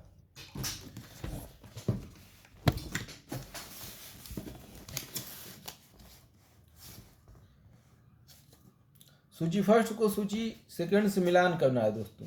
ये दिया उत्परिवर्तन का सिद्धांत। बी, विकास का सिद्धांत। सी, एक जीन एक एंजाइम की परिकल्पना। डी, ओपरेन अवधारणा। किसने किसको दिया है दोस्तों सूची में? बीटल बिक और टैमन ने जैकेब और मोनो ने डार्विन और डी ब्रिज। एक तो दोस्तों आप लोगों को पता चल गया, विकास का सिद्धांत किसने दिया था, ये तो सभी लोग पढ़ रहे हैं बचपन से। तो उत्परिवर्तन का सिद्धांत दोस्तों किसने दिया था, डी ब्रिज ने दिया था। उत्परिवर्तन का सिद्धांत किसने दिया था, डी ब्रिज ने। मतलब एक अचार हो जाएगा दोस्तों, एक अचार। उत्परिवर्तन का सिद्धांत डी ब्रिज ने दिया था। ठीक। विकास का सिद्धांत चार्ल्स डार्विन ने दिया था, सब लोग बचपन से पढ़ रहे हैं। तो बी का 3 हो जाएगा, कोई दिक्कत। बी का 3 हुआ तो दोस्तों आप ऑप्शन आ जाएगा। एक जीन एक एंजाइम की परिकल्पना किसने की दोस्तों, एक जीन और एक एंजाइम की परिकल्पना दोस्तों बीटल ने की थी, बीटल बिक और टैटम ने। सी का 1 हो जाएगा दोस्तों। एक जीन एक एंजाइम की परिकल्पना बीटल बिक और टैटम ने की थी। ओपेरान अवधारणा किसने दी दोस्तों, तो ओपेरान अवधारणा दोस्तों जैकब और मोनो ने दी थी। किसने, जैकब और मोनो ने दी थी। कोई दिक्कत। अगला प्रश्न देखिए दोस्तों, मॉरिशस में एक वृक्ष प्रजाति प्रजनन में असफल रही है क्योंकि इसके फल खाने वाला पक्षी विलुप्त हो गया। इसके फल खाने वाला पक्षी जो है विलुप्त हो गया। वह पक्षी निम्नलिखित में से कौन सा एक है दोस्तों। इसका प्रश्न आने की संभावना कम है, डोडो था दोस्तों। ऑक्सीजन की उपस्थिति में ग्लूकोज के कार्बन डाइऑक्साइड एवं जल से ऊर्जा निर्मुक्त होने के साथ पूर्ण रूपांतरण होने को कहते हैं। ऑक्सीजन की उपस्थिति में ऑक्सीजन मिले ग्लूकोज के कार्बन डाइऑक्साइड एवं जल में ऊर्जा निर्मुक्त होने के साथ पूर्ण रूपांतरण होने को क्या कहते हैं। ए वायवीय श्वसन, बी अवायवीय श्वसन, सी ग्लाइकोलिसिस और डी जल अपघटन। बताइए दोस्तों इक्यासी का क्या हो जाएगा, वायवीय श्वसन हो जाएगा दोस्तों। ऑक्सीजन की उपस्थिति में ग्लूकोज और कार्बन डाइऑक्साइड एवं जल में पूर्ण रूपांतरण ऊर्जा निर्मुक्त होने को वायवीय श्वसन कहते हैं। वायु की उपस्थिति में मतलब जो है वही हो गया दोस्तों। अब इसमें क्या है, 82 अन्य पशुओं के मांस की तुलना में मछली का उपभोग स्वास्थ्यकर माना जाता है क्योंकि मछली में होता है ए बहु असंतृप्त वसा अम्ल, बी संतृप्त वसा अम्ल, सी अत्यावश्यक विटामिन, डी अधिक कार्बोहाइड्रेट और प्रोटीन। दोस्तों मैं मांस नहीं खाता हूँ, अंडा तक नहीं खाता हूँ, शुद्ध शाकाहारी हूँ बचपन से। कभी मैंने दोस्तों मुर्गा और अंडा मुर्गा ये सब नहीं खाता हूँ। आप लोग खाते होंगे तो आप लोग मछली खाइएगा, ये स्वास्थ्य के लिए लाभदायक होता है। लेकिन दोस्तों शाकाहारी बनने का जो मज़ा है ना वो ज़िंदगी में कोई और नहीं है दोस्तों। इसको मार के खा के दुख पहुँचा के क्या फ़ायदा है। तो आप हिंदू हो, मुस्लिम हो, सिख हो, ईसाई हो, कुछ भी हो दोस्तों, शाकाहारी बनिए, प्रकृति के लिए भी अच्छा रहेगा। बाकी आपकी इच्छा है। देखिए दोस्तों ए ऑप्शन हो जाएगा, बहु असंतृप्त वसा अम्ल होता है। मछली क्यों उपभोग स्वास्थ्य के लिए स्वास्थ्यकर माना जाता है, तो बहु असंतृप्त वसा अम्ल होता है दोस्तों। ठीक। तो 82 का दोस्तों, मछली में पाली असंतृप्त वसा अम्ल सबसे अधिक होता है। कौन, पाली असंतृप्त वसा अम्ल, जो मानव के लिए अति पोषक तत्व है। मानव के लिए क्या है, अति पोषक। तो मुर्गा, खस्सू, बकरा, पाड़ा से भी ऊर्जा कौन दे रहा है दोस्तों, मछली बहु संतृप्त वसा अम्ल देती है।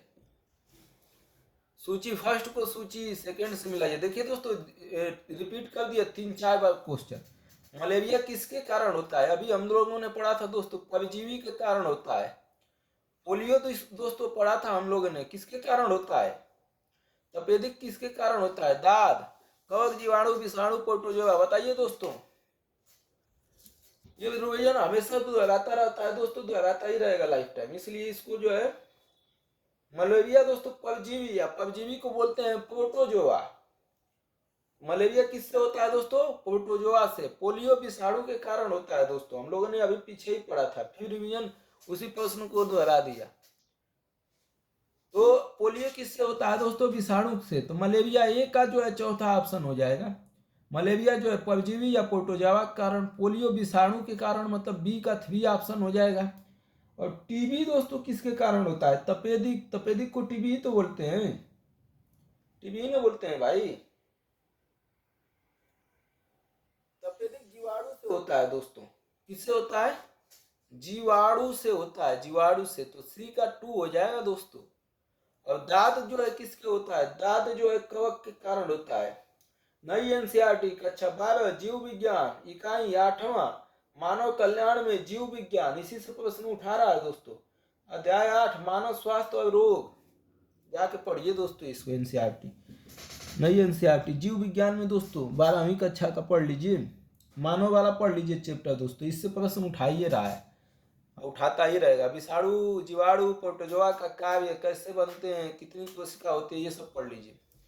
अगला दोस्तों हीमोफीलिया 84 एक आनुवंशिक बीमारी है जो कि उत्पन्न होता है। आनुवंशिक मतलब आपको है तो आपके लड़के को होगा, आपका लड़के को होगा तो उसके लड़के को होगा, इसको आनुवंशिक बीमारी कहते हैं दोस्तों, वंश दर वंश आनुवंशिक। ठीक, तो हीमोफीलिया एक बीमारी है जो आनुवंशिक बीमारी होती है। ए हीमोग्लोबिन स्तर में कमी होने के कारण, बी वात रोगग्रस्त हृदय रोगी के कारण, सी WBC में कमी के कारण, और डी रक्त का स्कंदन न होना। बोलिए दोस्तों 84 का क्या हो जाएगा। हीमोफीलिया एक आनुवंशिक लिंग संलग्न रोग है। इस बीमारी में रोगी के रक्त स्राव होने पर थक्का नहीं जमता है, जिसके कारण साधारण तौर पर कटने पर भी रोगी के लिए प्राण घातक हो सकता है। ये दोस्तों इसमें अगर खून आपका ब्लड कहीं कट गया शरीर में तो खून मतलब थक्का नहीं जमता है, खून बहता ही रहेगा, और जल्दी से अगर नहीं किया जाए तो आपकी मौत जो है हो सकती है। कौन सा ऑप्शन हो जाएगा दोस्तों 84 का, रक्त का स्कंदन न होना, रक्त का स्कंदन न होना दोस्तों।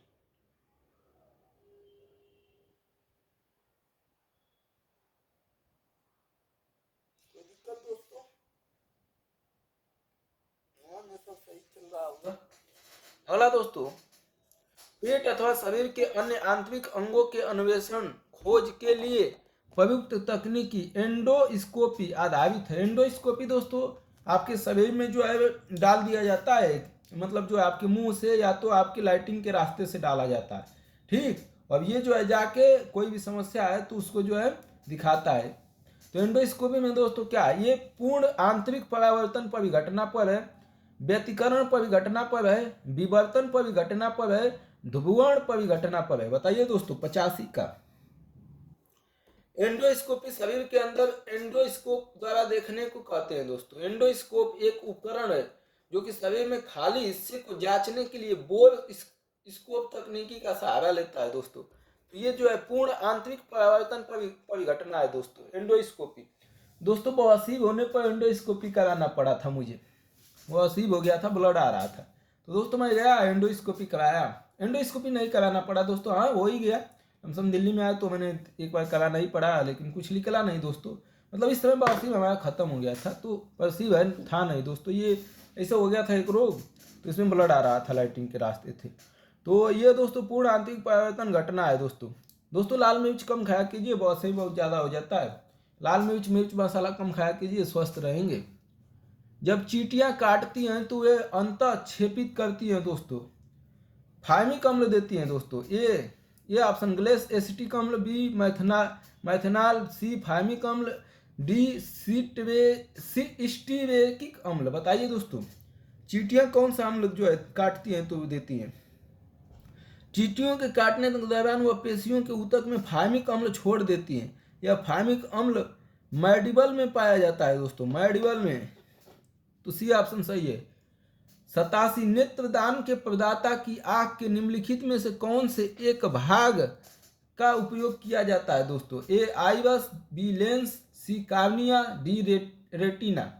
दोस्तों मैं नेत्रदान करने का प्रयास 2 बार किया लेकिन कर नहीं पाया, लेकिन करना है दोस्तों, हमारे पूरे शरीर को दान करना है कि किसी मरने के बाद किसी के लिए उपयोग हो सके। आप लोग भी दोस्तों अंगदान के प्रति थोड़ा जागरूकता बढ़ाए रखिए। और मेरे पास हॉस्पिटल इधर इर्द गिर्द दिख नहीं रहा है ना दोस्तों, नहीं तो मैं पूरा शरीर दान कर दूंगा, जितना है हमारे शरीर के अंगों को फिर उपयोग में लाया जाए। 87 का बताइए दोस्तों क्या हो जाएगा। कार्निया के सूखने और सख्त हो जाने की वजह से अंधापन होता है। कार्निया एक साफ परत है जिससे प्रकाश की किरण पास होती है, और यह एक बाँ परत है जिसको एक व्यक्ति से दूसरे व्यक्ति में प्रत्यारोपित किया जाता है दोस्तों। तो सी ऑप्शन हो जाएगा कार्निया दोस्तों। आँख के लिए कौन सा दान किया जाता है, भाग उपयोग में लाया जाता है, कार्निया। कार्निया का उपयोग क्या है दोस्तों, कार्निया के सूखने और सख्त हो जाने की वजह से अंधापन होता है। कार्निया एक साफ परत है जिससे प्रकाश की किरणें पास होती हैं, और यह एक बाह्य परत है जिसको एक व्यक्ति से दूसरे व्यक्ति में प्रत्यापित किया जाता है। कक्षा 10 विज्ञान से लिया गया। मानव नेत्र और रंगीन दुनिया, उससे लिया गया है दोस्तों। अगला सुमेलित करना है, मिलान करना है। एड्रेनलिन क्रोध, भय, खतरा। एस्ट्रोजन गंध के बोध के साथ आकर्षित होना। इंसुलिन स्त्रियां। Pheromone glucose. मिलान करना है दोस्तों 87 का। देखिए दोस्तों, एड्रेनलिन हार्मोन शरीर में क्रोध, भय तथा खतरे के समय सक्रिय होता है। कब सक्रिय हो जाता है दोस्तों, एड्रेनलिन जो है क्रोध, भय और खतरा होने पर सक्रिय हो जाता है। तो ए का फर्स्ट हो जाएगा दोस्तों। ए का क्या हो जाएगा, फर्स्ट हो जाएगा। ए का फर्स्ट हो जाएगा दोस्तों। एस्ट्रोजन कब होता है दोस्तों, एस्ट्रोजन हार्मोन स्त्रियों के अंडाशय में स्रावित होता है। इंसुलिन रक्त में ग्लूकोज की मात्रा को नियंत्रित करता है। एस्ट्रोजन क्या होता है, स्त्रियों में पाया जाता है। स्त्रियों के अंडाशय में स्रावित होता है, मिलता है, निकलता है, और यह इंसुलिन रक्त में ग्लूकोज की मात्रा को नियंत्रित करता है दोस्तों। तो एस्ट्रोजन क्या होता है दोस्तों, स्त्रियों से मिलान हो जाएगा। तो बी का 3 हो जाएगा। इंसुलिन दोस्तों क्या होता है, इंसुलिन अभी हम लोगों ने इंसुलिन के बारे में ऊपर भी पढ़ा है दोस्तों। फेरोमोन गंध के बोध के साथ आकर्षित करता है। इंसुलिन का दोस्तों क्या हो जाएगा, इंसुलिन दोस्तों ग्लूकोज में होता है। किसमें होता है, ग्लूकोज में। अब फेरोमोन दोस्तों क्या होता है, गंध के बोध को, फेरोमोन गंध के बोध से साथ को आकर्षित करता है दोस्तों। गंध के बोध के साथ ही को आकर्षित करता है। फेरोमोन गंध के बोध से साथी को आकर्षित करता है, फेरोमोन। तो हो गया दोस्तों, मिलान कर लिए। यहाँ आ जाइए दोस्तों, यहाँ ऑप्शन सी हो जाएगा। फिर मिलान करना है दोस्तों। एंट्रोपिन, ईथर, नाइट्रोग्लिसरीन और पाइरेबियन। सूची सेकंड। स्थानीय संज्ञाहरण, हृदय की तकलीफ, तारापुतली विस्फाकरण, मच्छर नियंत्रण। मिलान कीजिए दोस्तों 89 का।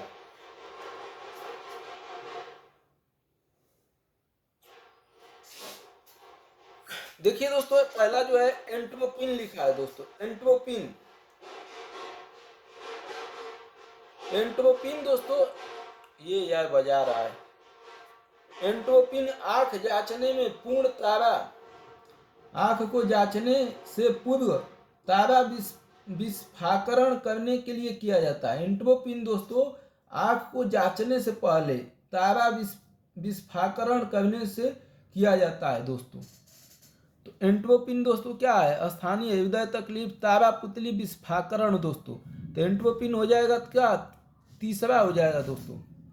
ए का क्या हो जाएगा 3। ए का क्या हो जाएगा दोस्तों 3। ईथर अस्थायी संज्ञाहरण के रूप में शल्य चिकित्सा के समय मरीजों को दर्द में आराम देने के लिए किया जाता है दोस्तों। ईथर का प्रयोग कब किया जाता है,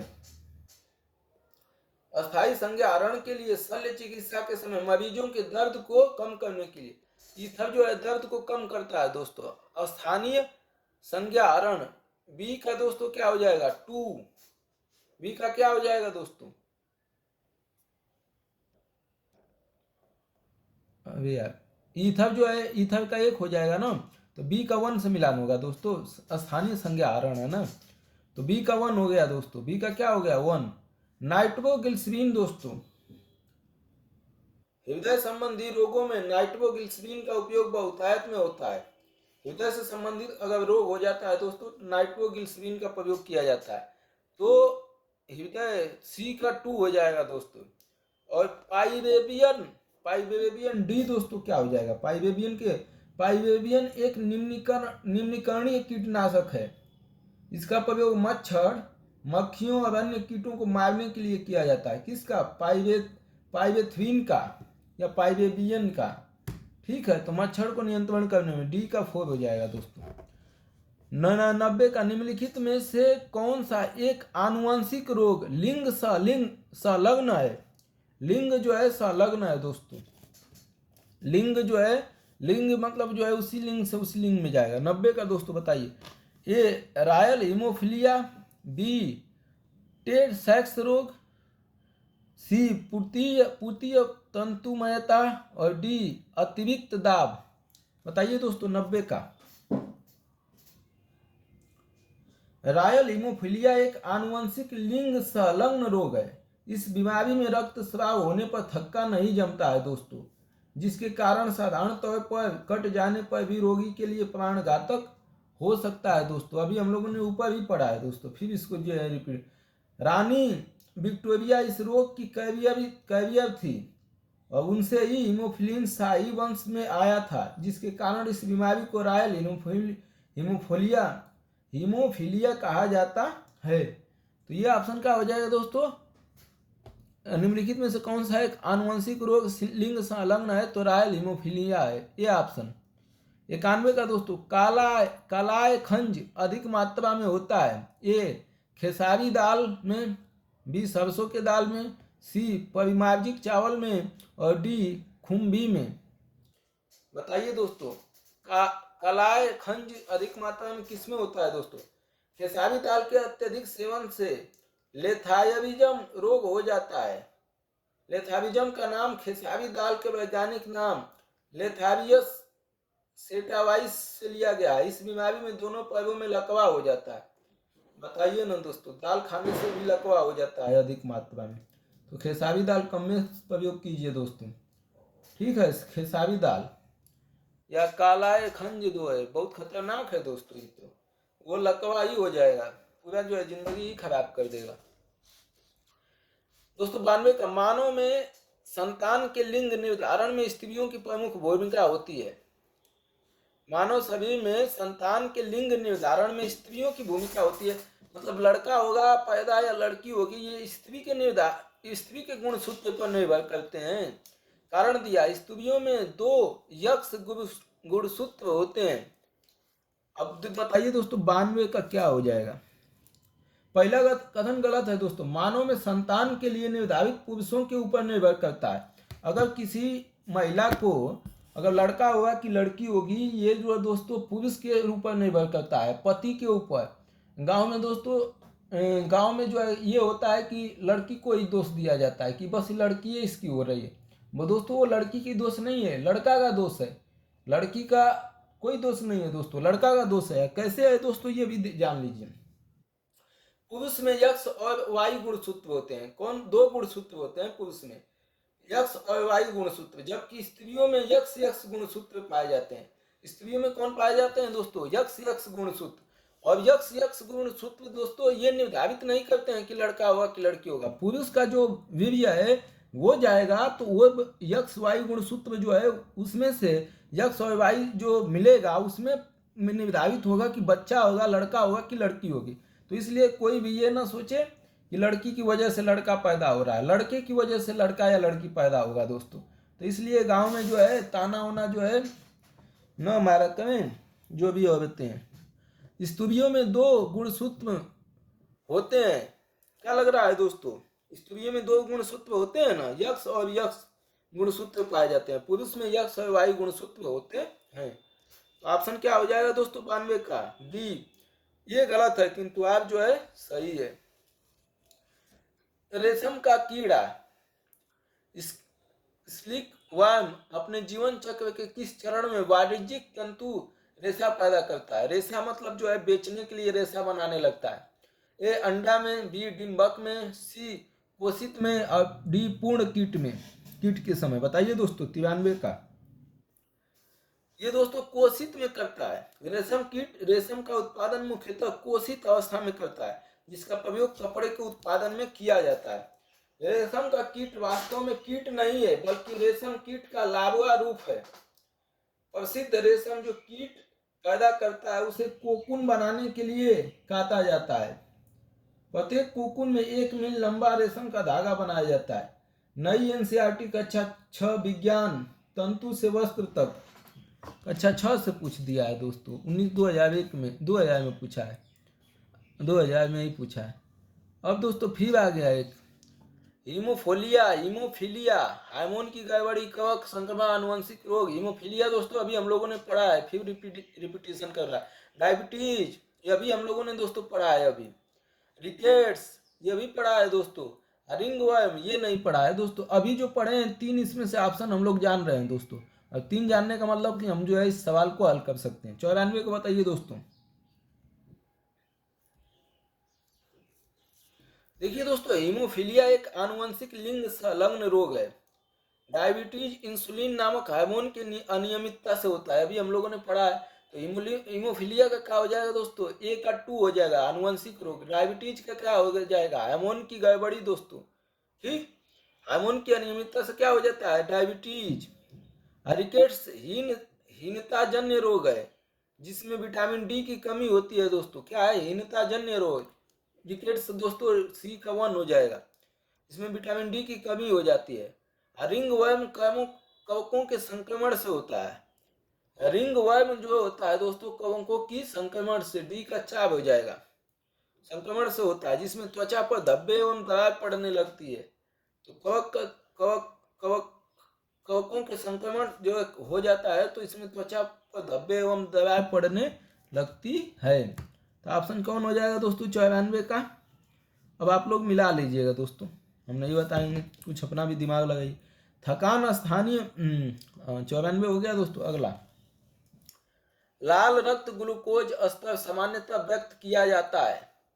लाल रक्त के ग्लूकोज, अरे या लाल नहीं है, रक्त ग्लूकोज स्तर सामान्यतः व्यक्त किया जाता है दोस्तों। ए हीमोग्लोबिन में दोस्तों इसका क्या हो जाएगा, मिलीग्राम प्रति डेसीमीटर में। सी भाग प्रति मिलियन में। और डी ग्राम प्रति लीटर में। रक्त ग्लूकोज सामान्यतः व्यक्त किया जाता है किसमें दोस्तों, रक्त में ग्लूकोज का स्तर सामान्यतः मिलीग्राम प्रति डेसीमीटर में मापा जाता है। मिलीग्राम में माप लीजिए या प्रति डेसीलीटर में, तो बी ऑप्शन हो जाएगा दोस्तों, मिलीग्राम या प्रति डेसीलीटर में। फिर दोस्तों आ गया मिलान करने के लिए, कौन सा जननी ग्रंथ जो है स्रावित करता है, कौन मतलब अंतर स्रावित ग्रंथि क्या स्रावित करती है। पीयूष ग्रंथि क्या स्रावित करती है दोस्तों, पीयूष ग्रंथि के बारे में हम लोगों ने अभी पढ़ा है दोस्तों। पीयूष ग्रंथि दोस्तों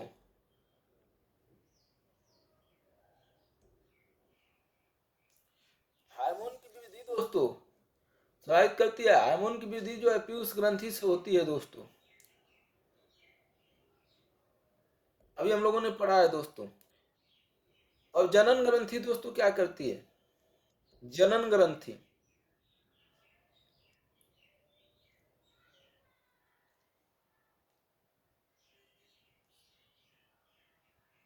प्रोजेस्टेरोन का स्राव दोस्तों जनन ग्रंथियों से होता है। प्रोजेस्टेरॉन का संबंध जनन ग्रंथियों से हो जाएगा दोस्तों, ए का 2 हो जाएगा। इंसुलिन का स्राव कौन करता है दोस्तों, अग्नाशय, अभी हम लोग ऊपर पढ़ चुके हैं इंसुलिन का। अधिवृक्क दोस्तों, अधिवृक्क क्या करता है, कोर्टिसोन का स्राव अधिवृक्क से होता है दोस्तों। कोर्टिसोन का स्राव कहाँ से होता है, तो जनन ग्रंथि दोस्तों।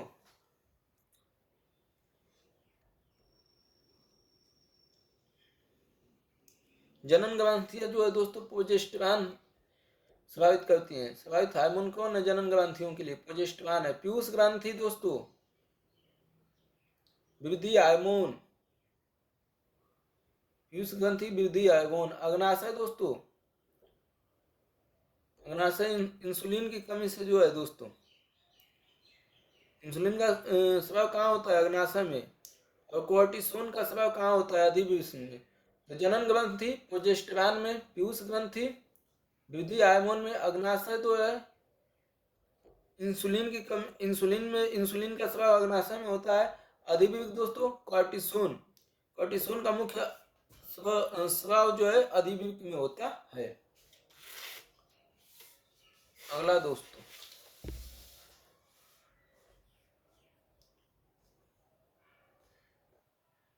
संतानवे का लंबे समय तक कठोर शारीरिक कार्य के पश्चात मांसपेशियां मसल्स में थकान की कमी अनुभव होने का कारण क्या है?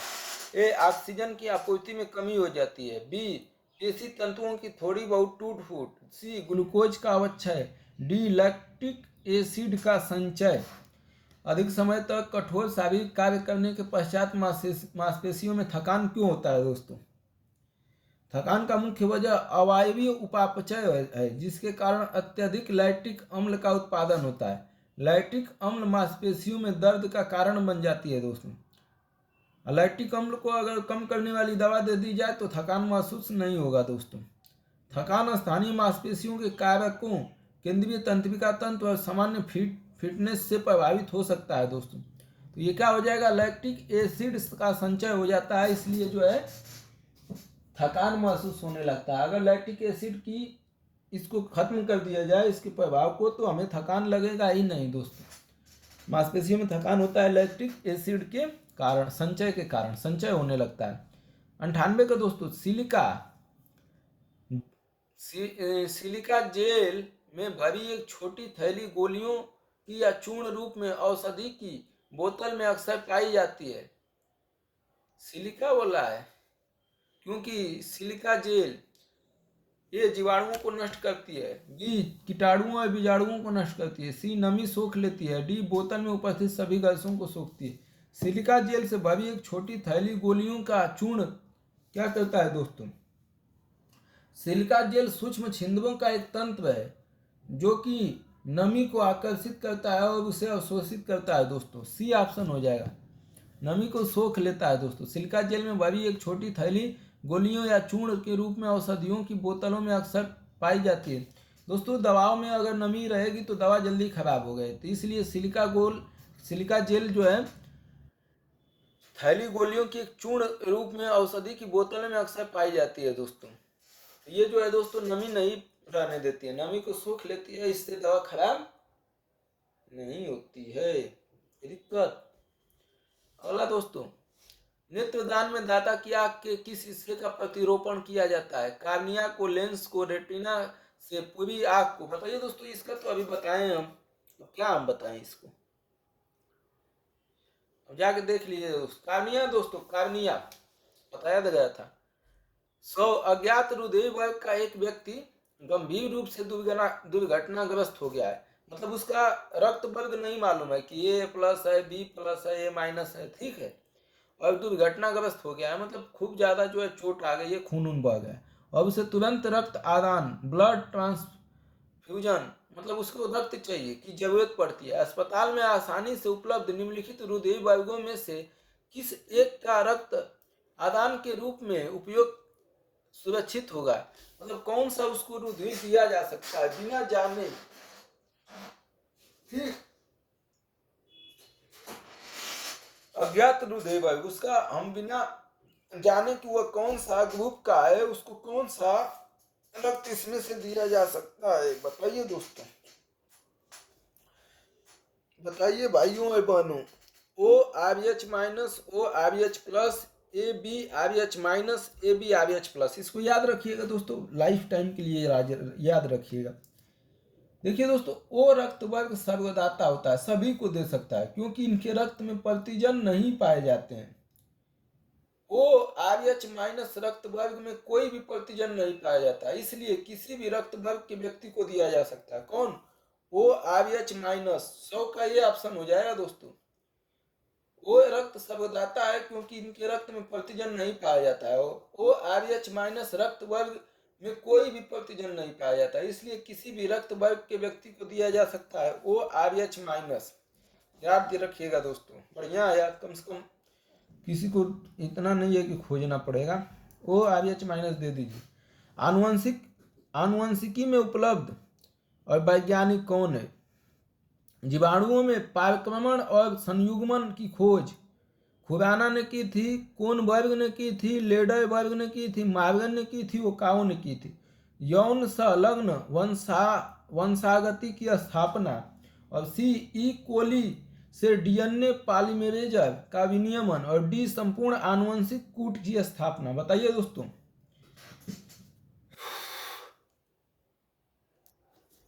एक सौ एक का दोस्तों,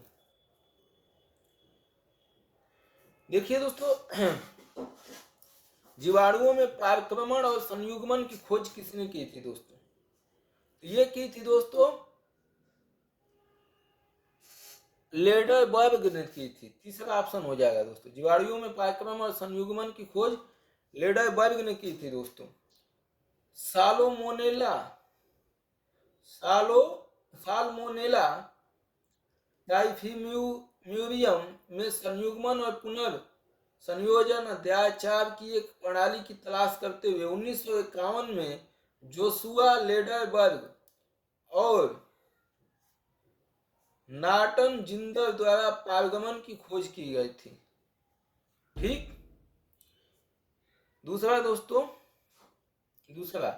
यौन संलग्न वंशागति की स्थापना दोस्तों मार्गन ने की। मार्गन का यह निष्कर्ष कि सफेद आंखों के लक्षण लिंग गुणसूत्र वंशानुक्रम के पैटर्न का अनुसरण करते हैं, एक बार में बहुत विशिष्ट और बहुत भव्य था। तो यौन संलग्नता वंशानुगत की स्थापना मार्गन ने की दोस्तों। सी वाला देखिए दोस्तों, डीएनए पॉलीमरेज का इतिहास आर्थर कोनबर्ग के प्रयोग में निहित है, जिन्होंने 1948 में पाया कि एक एंजाइम जिसे उन्होंने आलू न्यूक्लियोटाइड पाइरोफॉस्फेट से निकाला था, निकोटीनमाइड एडेनिन डाइन्यूक्लियोटाइड एनएडी को संश्लेषित कर सकता है, जो सभी जीवित कोशिकाओं में पाया जाने वाला एक कोएंजाइम है। क्या हो जाएगा दोस्तों? सी का ऑप्शन, सी वाला का 2 हो जाएगा दोस्तों। कोनबर्ग ने की थी,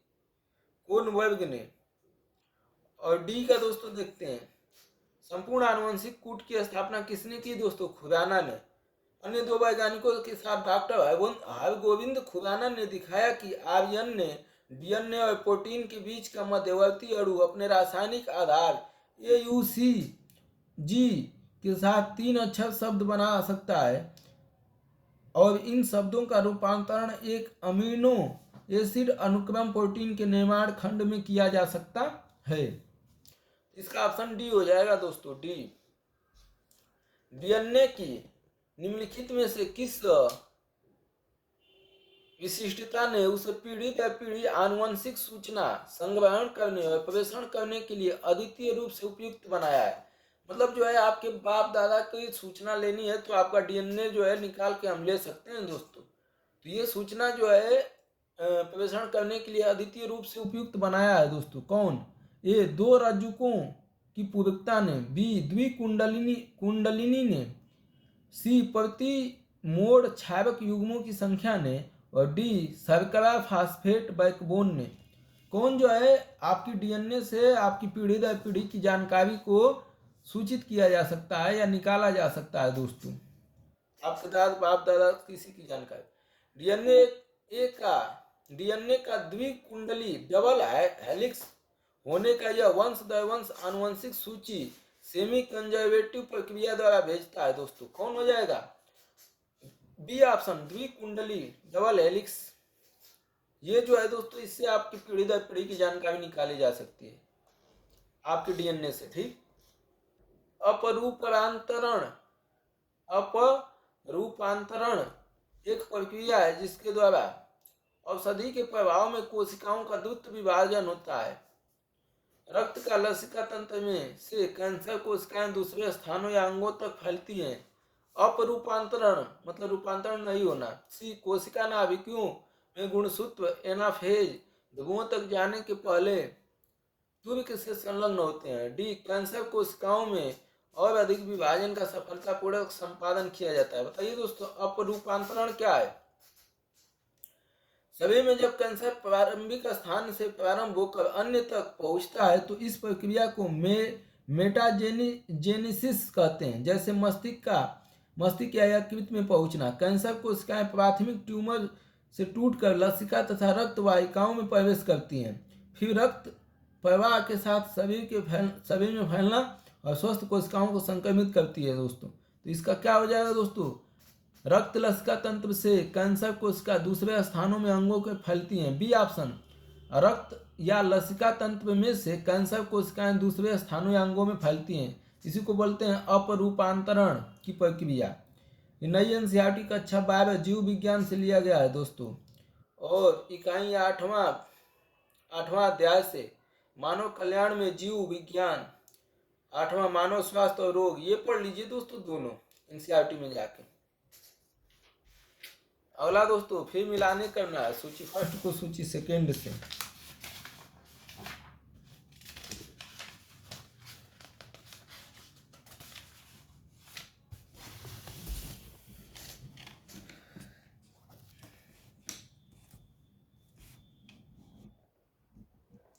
चलिए दोस्तों सूची फर्स्ट दिया है टाइलिन, पेप्सिन, रेनिन, ऑक्सीटोसिन, और मिलान करना है। रक्त में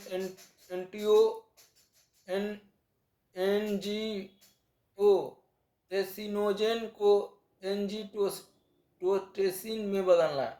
स्टार्च को पचाता है, प्रोटीन को पचाता है, वसाओं को जल अपघटित करता है, और मिश्रण पेशियों में सिकुड़न प्रभावित करता है। टाइलिन का क्या काम है दोस्तों? Ptyalin, pepsin, rennin, oxytocin. चलिए दोस्तों बताइए उत्तर जो है कौन सा प्रश्न है। पीछे चला गया। 104 प्रश्न है दोस्तों।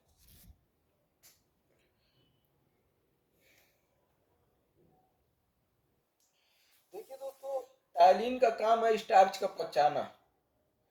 ए का हो गया दोस्तों 2। अबे हाँ, ए का 2। टाइलिन का काम क्या है? स्टार्च को पचाना। पेप्सिन का काम है प्रोटीन का पाचन करना। पेप्सिन का काम क्या है दोस्तों? प्रोटीन को पचाना, पेप्सिन। और टाइलिन जो है स्टार्च को पचाती है। रेनिन का क्या काम है दोस्तों? रेनिन जो है रक्त में एंजियोटेसिनोजेन को एंजियोटेसिन में बदलता है दोस्तों। तो सी का क्या हो जाएगा दोस्तों? 1। ऑक्सीटोसिन क्या है दोस्तों? कोमल पेशियों में संकुचन है दोस्तों। ऑक्सीटोसिन क्या है? मिश्रण पेशियों में सिकुड़न प्रेरित करता है। स्मूथ मसल्स, स्मूथ मतलब कोमल, मिश्रण पेशी लिखा है दोस्तों। देख रहे हैं हिंदी का प्रयोग करना। क्या भाई, क्या मतलब हिंदी का जीवन ही समाप्त करना चाह रहा है भाई। मिश्रण पेशियां लिखा है, स्मूथ मसल्स नहीं कोई पढ़ेगा तो गलती हो सकता है। तो कोमल मांसपेशियों में सिकुड़न प्रेरित करता है। कौन सा? ऑक्सीटोसिन दोस्तों। अगला प्रतिजन वह पदार्थ है। प्रतिजन दोस्तों, प्रतिजन के बारे में पहले ही हम पढ़ चुके हैं। हानिकारक जीवाणुओं को नष्ट करता है। हानिकारक जीवाणुओं को नष्ट करता है प्रतिजन दोस्तों। अगला विषाक्तता के उपचार के लिए प्रयुक्त किया जाता है। शरीर के ताप को कम करता है और प्रतिपिंड के निर्माण को उद्दीपित करता है। बताइए दोस्तों कौन सा सही होगा? प्रतिजन दोस्तों प्रतिजन के बारे में हम लोगों ने पढ़ लिया था दोस्तों। प्रतिपिंड के निर्माण की उद्दीपित करता है दोस्तों। प्रतिपिंड के निर्माण को क्या करता है? उद्दीपित करता है। तो डी ऑप्शन हो जाएगा दोस्तों 105 का। नई एनसीईआरटी कक्षा 12 जीव विज्ञान, इकाई 8वां मानव कल्याण में जीव विज्ञान, अध्याय 8 मानव स्वास्थ्य और रोग। 106 दोस्तों देखते हैं। निम्नलिखित में से कौन सा कोशिकर्ण प्रोटीन संश्लेषण में सबसे महत्वपूर्ण भूमिका निभाता है? प्रोटीन संश्लेषण में कौन सा कोशिका कण प्रोटीन संश्लेषण में महत्वपूर्ण भूमिका निभाता है? ए लाइसोसोम और सेंट्रोसोम, बी एंडोप्लाज्मिक रेटिकुलम और राइबोसोम, सी गोल्जी तंत्र और माइकोकांड्रिया, डी लाइसोसोम और माइकोकांड्रिया। बताइए दोस्तों प्रोटीन संश्लेषण में किस कोशिका कण प्रोटीन संश्लेषण में सबसे महत्वपूर्ण भूमिका निभाता है? देखिए दोस्तों ऑप्शन हो जाएगा बी एंडोप्लाज्मिक रेटिकुलम और राइबोसोम। राइबोसोम और अंत पद्धवीय जालिकी प्रोटीन संश्लेषण की मुख्य जगह है। राइबोसोम एक मंच का कार्य करता है जहां पर आरएनए प्रोटीन संश्लेषण करता है। अंतःप्रदीप्ति जालिका एक अनियमित दो परती कला है और कोशिका द्रव्य में फैली रहती है। ये भी प्रोटीन संश्लेषण में महत्वपूर्ण योगदान देती है।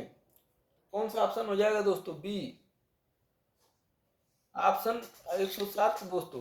प्रक्रमित कोशिका मृत्यु की कोशिकाएं और आणविक नियंत्रणों को कहते हैं दोस्तों। प्रक्रमित कोशिका मृत्यु की कोशिकाएं और आणविक नियंत्रणों को क्या कहते हैं? ए एपाप्टोसिस, बी काल प्रभाजन, सी अपहासन, डी ऊतककच।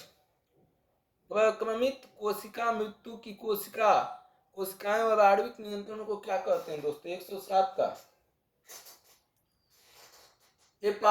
एपाप्टासिस बोलते हैं दोस्तों। एपाप्टासिस, ए ऑप्शन। क्या बोलते हैं? एपाप्टासिस।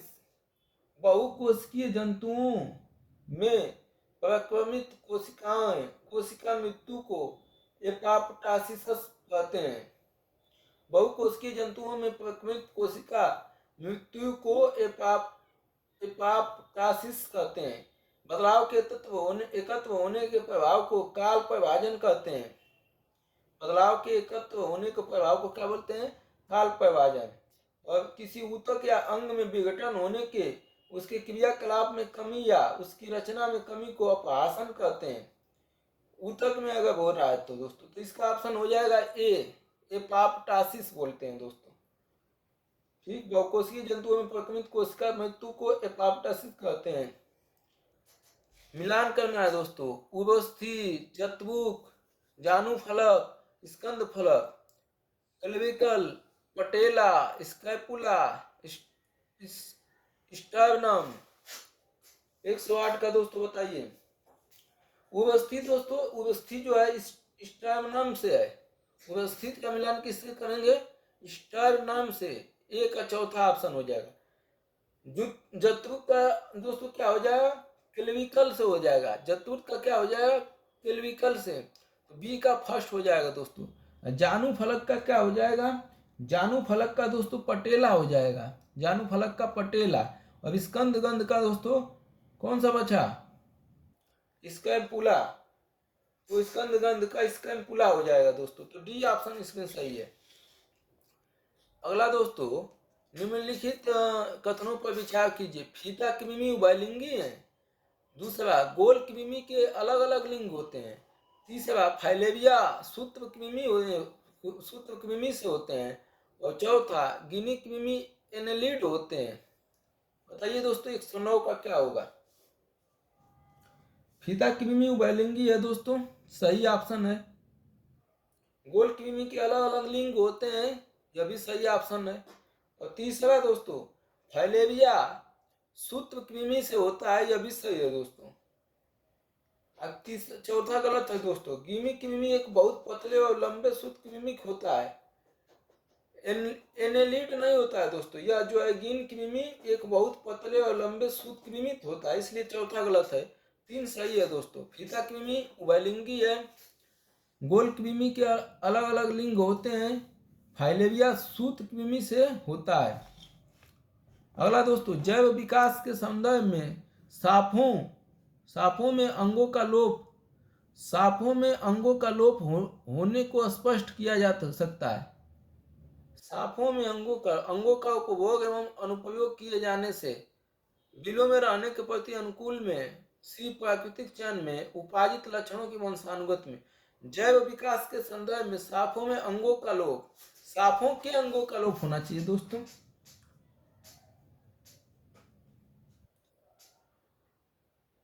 जैव विकास में लयमार्क द्वारा प्रतिपादित उपार्जित लक्षण की वंशानुगत सिद्धांत के अनुसार किसी भी जीवधारी का जो अंग अधिक उपयोग में आएगा वह दृढ़ और सुविकसित हो जाएगा, जबकि कम उपयोग होने वाला अंग निष्क्रिय एवं विलुप्त हो जाता है। इसलिए साफों में अंगों का लोप होना अंगों के उपयोग तथा अनुपयोग का एक क्या है? उदाहरण है दोस्तों। अंगों के उपयोग और अनुप्रयोग का एक उदाहरण है। जैव विकास के संदर्भ में साफों में अंगों का जो लोप होता है दोस्तों, वो स्पष्ट करता है कि अंगों का उपयोग होगा तो वो अंग बना रहेगा, उपयोग नहीं होगा तो धीरे धीरे वो खत्म हो जाएगा। ठीक है दोस्तों, इसका ऑप्शन क्या हो गया? ए 110 का। अगला 111 का, जब एक जीन दो या दो से अधिक भिन्न भिन्न लक्षणों को एक साथ, एक जीन जो है दो या दो से अधिक भिन्न भिन्न लक्षणों को एक साथ नियंत्रित करता है तो वह तथ्य कहलाता है, क्या कहलाता है दोस्तों? ऑप्शन दिया है असंगत जनन, बी बहुपरिवाहिता, सी बहुगुणिता और डी बहुपटता। क्या कहलाता है दोस्तों? जब एक जीन दो या दो से अधिक भिन्न भिन्न लक्षणों को नियंत्रित करता है तो उसे क्या कहा जाता है? जब एक जीन दो या दो से अधिक भिन्न भिन्न लक्षणों को एक साथ नियंत्रित करता है तो उसे क्या कहा जाता है दोस्तों? प्रभाविकता, मतलब बहुत जगह प्रभाव करता है। बी ऑप्शन हो जाएगा दोस्तों। बहुप्रभाविता कहते हैं पॉलीटीन क्रोमोसोम दीर्घ इंटरफेज क्रोमोसोम होते हैं जिनके कई डीएनए स्ट्रैंड एक साथ होते हैं। उन्हें 1881 में बल्बियान द्वारा लाल ग्रंथियों, आंत मांसपेशियों, मालपीगियन नलिकाओं और लार्वा चिबोनोमोनस प्लमोसस के हाइपोडर्म में खोजा गया था, इसलिए इन्हें लाल ग्रंथि गुणसूत्र भी कहा जाता है। अगला दोस्तों 112 का,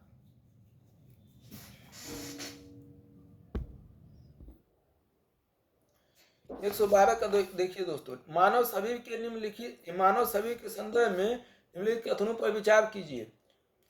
पहला, किसी व्यक्ति द्वारा व्यायाम करने पर सोमेटोट्रोपिन का उत्पादन बढ़ जाता है। दूसरा, पुरुषों की अंड ग्रंथियां प्रोजेस्टेरोन उत्पन्न करती हैं। तीसरा, महिलाओं की अधिवृक्क ग्रंथियां टेस्टोस्टेरोन स्रावित करती हैं। चौथा, प्रतिबल के कारण अधिवृक्क ग्रंथियों में सामान्य की तुलना में बहुत ही कम मात्रा में कार्टिसाल मोचित होता है। कौन सा ऑप्शन सही है दोस्तों, बताइए। मानव शरीर के संदर्भ में कथनों पर विचार करना है। 112 का दोस्तों, पुरुष के विसरण से टेस्टोस्टेरोन हार्मोन की उत्पत्ति होती है दोस्तों। पुरुष के विसरण में कौन से हार्मोन की उत्पत्ति होती है? टेस्टोस्टेरोन की। दूसरा, इसमें क्या बोल रहा है दोस्तों? प्रोजेस्टेरोन। ये ऑप्शन क्या हो जाएगा दोस्तों? गलत। टेस्टोस्टेरोन जो है पुरुष के हार्मोन से उत्पन्न होता है। स्त्री के अंडाशय से प्रोजेस्टेरोन उत्पन्न होता है दोस्तों। महिलाओं की अधिवृक्क ग्रंथियां टेस्टोस्टेरोन नहीं प्रोजेस्टेरोन उत्पन्न करती है, तो तीसरा ऑप्शन भी गलत हो जाएगा दोस्तों। पहला, किसी व्यक्ति द्वारा व्यायाम करने पर सोमेटोट्रोपिन का उत्पादन बढ़ जाता है, बिल्कुल सही है दोस्तों। और चौथा भी सही है, प्रतिबल के कारण अधिवृक्क ग्रंथियों में सामान्य की तुलना में बहुत ही कम मात्रा में कार्टिसाल मोचित होता है। तो 1 और 4 सही है दोस्तों, 2 3 गलत है। पुरुषों के अंड ग्रंथियों में टेस्टोस्टेरोन और महिलाओं के अंड ग्रंथियों में प्रोजेस्टेरोन होता है। ठीक है, अधिवृक्क ग्रंथियों में कार्टिसाल नामक हार्मोन उत्पन्न होता है। अधिवृक्क में कार्टिसाल नामक जो है हार्मोन होता है। तो 1 और 4 सही है दोस्तों। अगला, विश्व के कुछ भागों में विद्यमान महामारी पशुओं का फुट एंड माउथ होती है दोस्तों। खुरपका मुंहपका रोग बहुत खतरनाक है दोस्तों। ये रोग हमारे जो है गाय भैंस को हो गया था दोस्तों। हम कई दिन हमारा जो है उस समय हम कई दिन देखभाल करने में ही लग गए दोस्तों। उनको पूरा दवा लगाना पड़ता है, कपड़ गोली डालनी पड़ती है दोस्तों। बहुत जो है प्रॉब्लम हुआ दोस्तों हमको। गाय लगा मर जाएगी लेकिन हमने बचाया दोस्तों। 3-4 पशुओं को एक साथ हो गया था दोस्तों। ये जीवाणुओं के कारण होता है, फंगस के कारण होता है, प्रोटोजोआ के कारण होता है, विषाणु के कारण होता है। बताइए दोस्तों किसके कारण होता है? खुरपका मुंहपका रोग जो इसको बोलते हैं, विषाणुओं द्वारा होता है दोस्तों। विषाणुओं के द्वारा फैलता है। किसके कारण फैलता है? ये विषाणुओं के द्वारा फैलता है खुरपका मुंहपका रोग। अगला सूची 1 को सूची 2 से मिलान करना है दोस्तों। एशियाई जंगली गद्दा, बारहसिंगा, चिकारा और नीलगाय बोस लाइफ केमेलस सबस दुआबुसेली इक्कस हेमिनोसस गजेला वैज्ञानिक नाम पूछा है दोस्तों। अब बताइए ना, इतना वैज्ञानिक नाम कौन याद 2002 में पूछा है दोस्तों। अब नहीं पूछता है ऐसा, लेकिन फिर भी अब आ गया है तो दोस्तों क्या करना है, जान ही लेते हैं। एशियाई जंगली गद्दा का दोस्तों इक्कस हेमियोनस होता है, बारहसिंगा का सबस दवा उसेली होता है, चिंकारा का गजेला होता है दोस्तों, और नीलगाय का बोसलाफल टेग्वो केमेलस होता है। फिर से पढ़ देते हैं दोस्तों। एशियाई जंगली गद्दा इक्कस हेमियोनस, मतलब जो एशियाई गद्दा का इक्कस हेमियोनस एक अथवी हो जाएगा। बारहसिंगा का दोस्तों सबस दाउल सेली होता है, सबस दाउल सेली बी का बी 2 हो जाएगा। चिंकारा का दोस्तों क्या होता है, चिंकारा तक गजेला होता है दोस्तों, और नील गाय का बोसलाफल टेग्वो केमेसस होता है दोस्तों। तो इसका ऑप्शन क्या हो जाएगा, बी। अगला, निम्नलिखित में से कौन सा एक पत्निक है, पत्निक है दोस्तों, पत्निक कौन सा है। भेड़िया एकल संगी होती है, एकल संगमी जीव है जो एक समय में केवल एक ही साथी के साथ रहता है दोस्तों, इसी को एकल संगी। एकल संगी मतलब पत्निक मतलब एकल संगी, एक ही मतलब साथी के साथ रहता है, केवल एक ही साथ, भेड़िया हो जाएगी दोस्तों। अगला, गलत कथन दोस्तों इसमें से बताना है 116 का। सभी एकाइनोडर्म सजीव प्रजक होते हैं।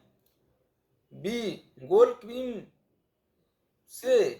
गोल्क्विम में कोई परिसंचरण तंत्र नहीं होता है।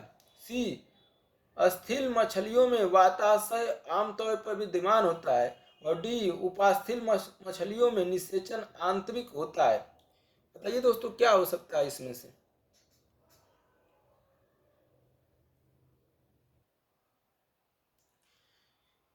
देखिए ये ऑप्शन सही है दोस्तों, सभी एकाइनोडर्म सजीव प्रजनक होते हैं।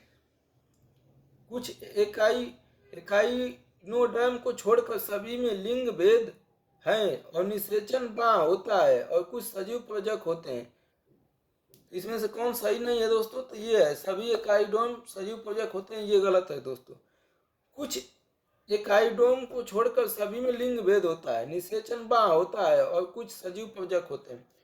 दूसरा सही है दोस्तों, गोल्क्विम में कोई परिसंचरण तंत्र नहीं होता है। सी, अस्थिथल मछलियों में वाताशय आमतौर में विद्यमान होता है। और डी, उपास्थल मछलियों में निषेचन आंतरिक होता है।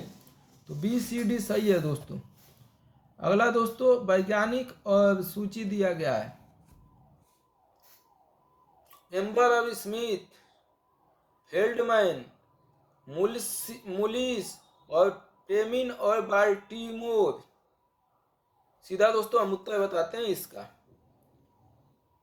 ऐसा कौन याद रखेगा यार, ये सब तो याद करेंगे तो इसे जिंदगी खत्म हो जाएगी। एम्बर ऑफ स्मिथ का दोस्तों क्या हो जाएगा, एंड्रो न्यूक्लियेज की खोज। आइवन और स्मिथ ने एंडोन्यूक्लियेज की खोज की थी दोस्तों, ए का 2 हो जाएगा। फेल्डमैन ने दोस्तों एग्रोबैक्टीरियम टीडीएनए से ट्रांसजेनिक पौधों को विकसित किया था दोस्तों, टीडीएनए से ट्रांसजेनिक पौधों को, इसको याद रखिएगा दोस्तों फेल्डमैन का, ये हो सके कहीं आ जाए। तो फेल्डमैन का दोस्तों Agrobacterium TDNA, A option B का 1 से हो जाएगा, डीएनए के साथ विकसित ट्रांसजेनिक पौधा है। मूलिस क्या है दोस्तों, मूलिस पॉलीमरेज श्रृंखला अभिक्रिया की खोज किए थे, यह भी याद रखिएगा दोस्तों। मूलिस सी का 4 हो जाएगा, पॉलीमरेज चेन रिएक्शन। और टेमिन और बाल्टियर दोस्तों रिवर्स ट्रांसक्रिप्टेस की खोज, प्रतिलोम ट्रांसक्रिप्टेस की खोज टेमिन और बाल्टियर ने। तो इसका ऑप्शन क्या हो जाएगा दोस्तों, ए। बाकी मिला लीजिएगा। निम्नलिखित में से कौन सा कथन सही है, तुर्यांश लघुतम सजीवी कोशिका है। बी, माइक्रोप्लाज्मा की कोशिका भित्ति एमिनो शर्करा की बनी होती है। सी, विषाणु सम एकल तंतु और आरआरएन अणु से बने होते हैं। और डी, रिकेट्सिया में कोशिका भित्ति नहीं होती है। बोलिए दोस्तों क्या हो सकता है।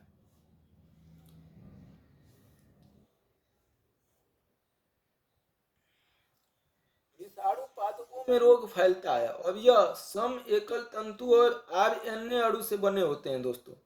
विषाणु पादपों में रोग फैलता है दोस्तों और यह सम एकल तंतु आरएनए अणु से बने होते हैं। पर्याग एक संक्रमण अभिकर्ता है जो कि प्रोटीन के बने होते हैं। माइकोप्लाज्मा एक प्रकार का बैक्टीरिया है जिसमें कोशिका भित्ति नहीं है। रिकेट्सिया में कोशिका भित्ति होती है दोस्तों। कौन सा कथन सही हुआ दोस्तों? सी, विषाणु सम एकल जंतु हैं और आरएनए अणु से बने होते हैं। विषाणु जो दोस्तों सम एकल तंतु हैं और आरएनए अणु से बने होते हैं। तो कभी पूछ दिया तो जानते रहिए दोस्तों, विषाणु जो है सम एकल तंतु है और आरएनए से बना होता है। विषाणु पादपों में रोग फैलाता है और यह सम एकल तंतु है, आरएनए से बन जाता है। पर्यान दोस्तों एक संक्रमण अभिकर्ता है जो प्रोटीन से बना होता है। पर्यान किससे बना होता है? प्रोटीन से बना होता है। यह एक संक्रमण है।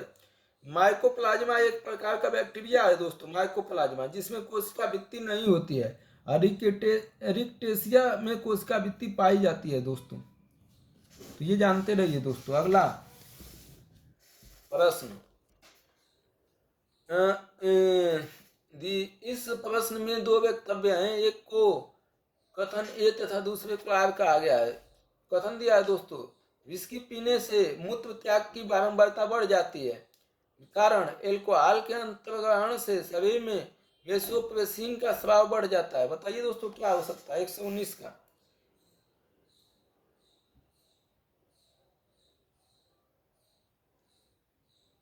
बता दीजिए दोस्तों 119 का कुछ छूट रहा है।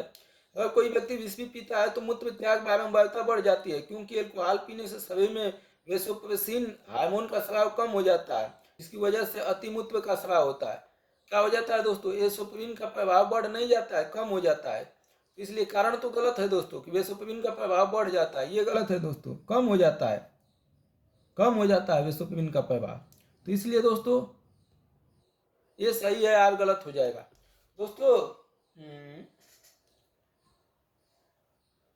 सही तो हाँ, इधर प्रश्न छूट रहा था दोस्तों, 119 पे हमें देखना था। 119 तो ही तो देख रहे हैं। सही है दोस्तों, सही है। अगला दोस्तों देखते हैं। अगला दोस्तों 119 के बाद 120 तो ये गया 120। मानव आहार में ग्लाइसिन, सेरीन और टाइरोसिन अनिवार्य रूप से शामिल होना चाहिए। अनिवार्य एमिनो अम्ल मानव शरीर में संश्लेषित नहीं किए जा सकते हैं। बताइए दोस्तों 120 का अच्छा प्रश्न है, जुवन के लिए भी जानते रहिए दोस्तों। पहला दोस्तों गलत है। ग्लाइसिन, सेरीन और टाइरोसिन अनिवार्य अमीनो अम्ल नहीं है और ये शरीर में संश्लेषित किए जा सकते हैं, जबकि अनिवार्य अमीनो अम्ल का संश्लेषण शरीर में नहीं हो सकता है दोस्तों। तो ये गलत हो गया दोस्तों, आर सही है। अनिवार्य अमीनो अम्ल मानव शरीर में संश्लेषित नहीं किए जा सकते हैं, इनका संश्लेषण जो है नहीं किया जा सकता है दोस्तों। अगला 121, निम्नलिखित में से कौन सा एक सजीव जीवों में एक नई जाति की उत्पत्ति के लिए सर्वाधिक महत्वपूर्ण घटक है? ए पार्थक्य, बी उत्परिवर्तन, सी प्राकृतिक वर्ण, लैंगिक, डी लैंगिक जनन। अगर सजीव जीवों में एक नई जाति की उत्पत्ति करनी है तो सर्वाधिक महत्वपूर्ण घटक कौन सा है दोस्तों? 121 का 2002 में IAS में पूछा है।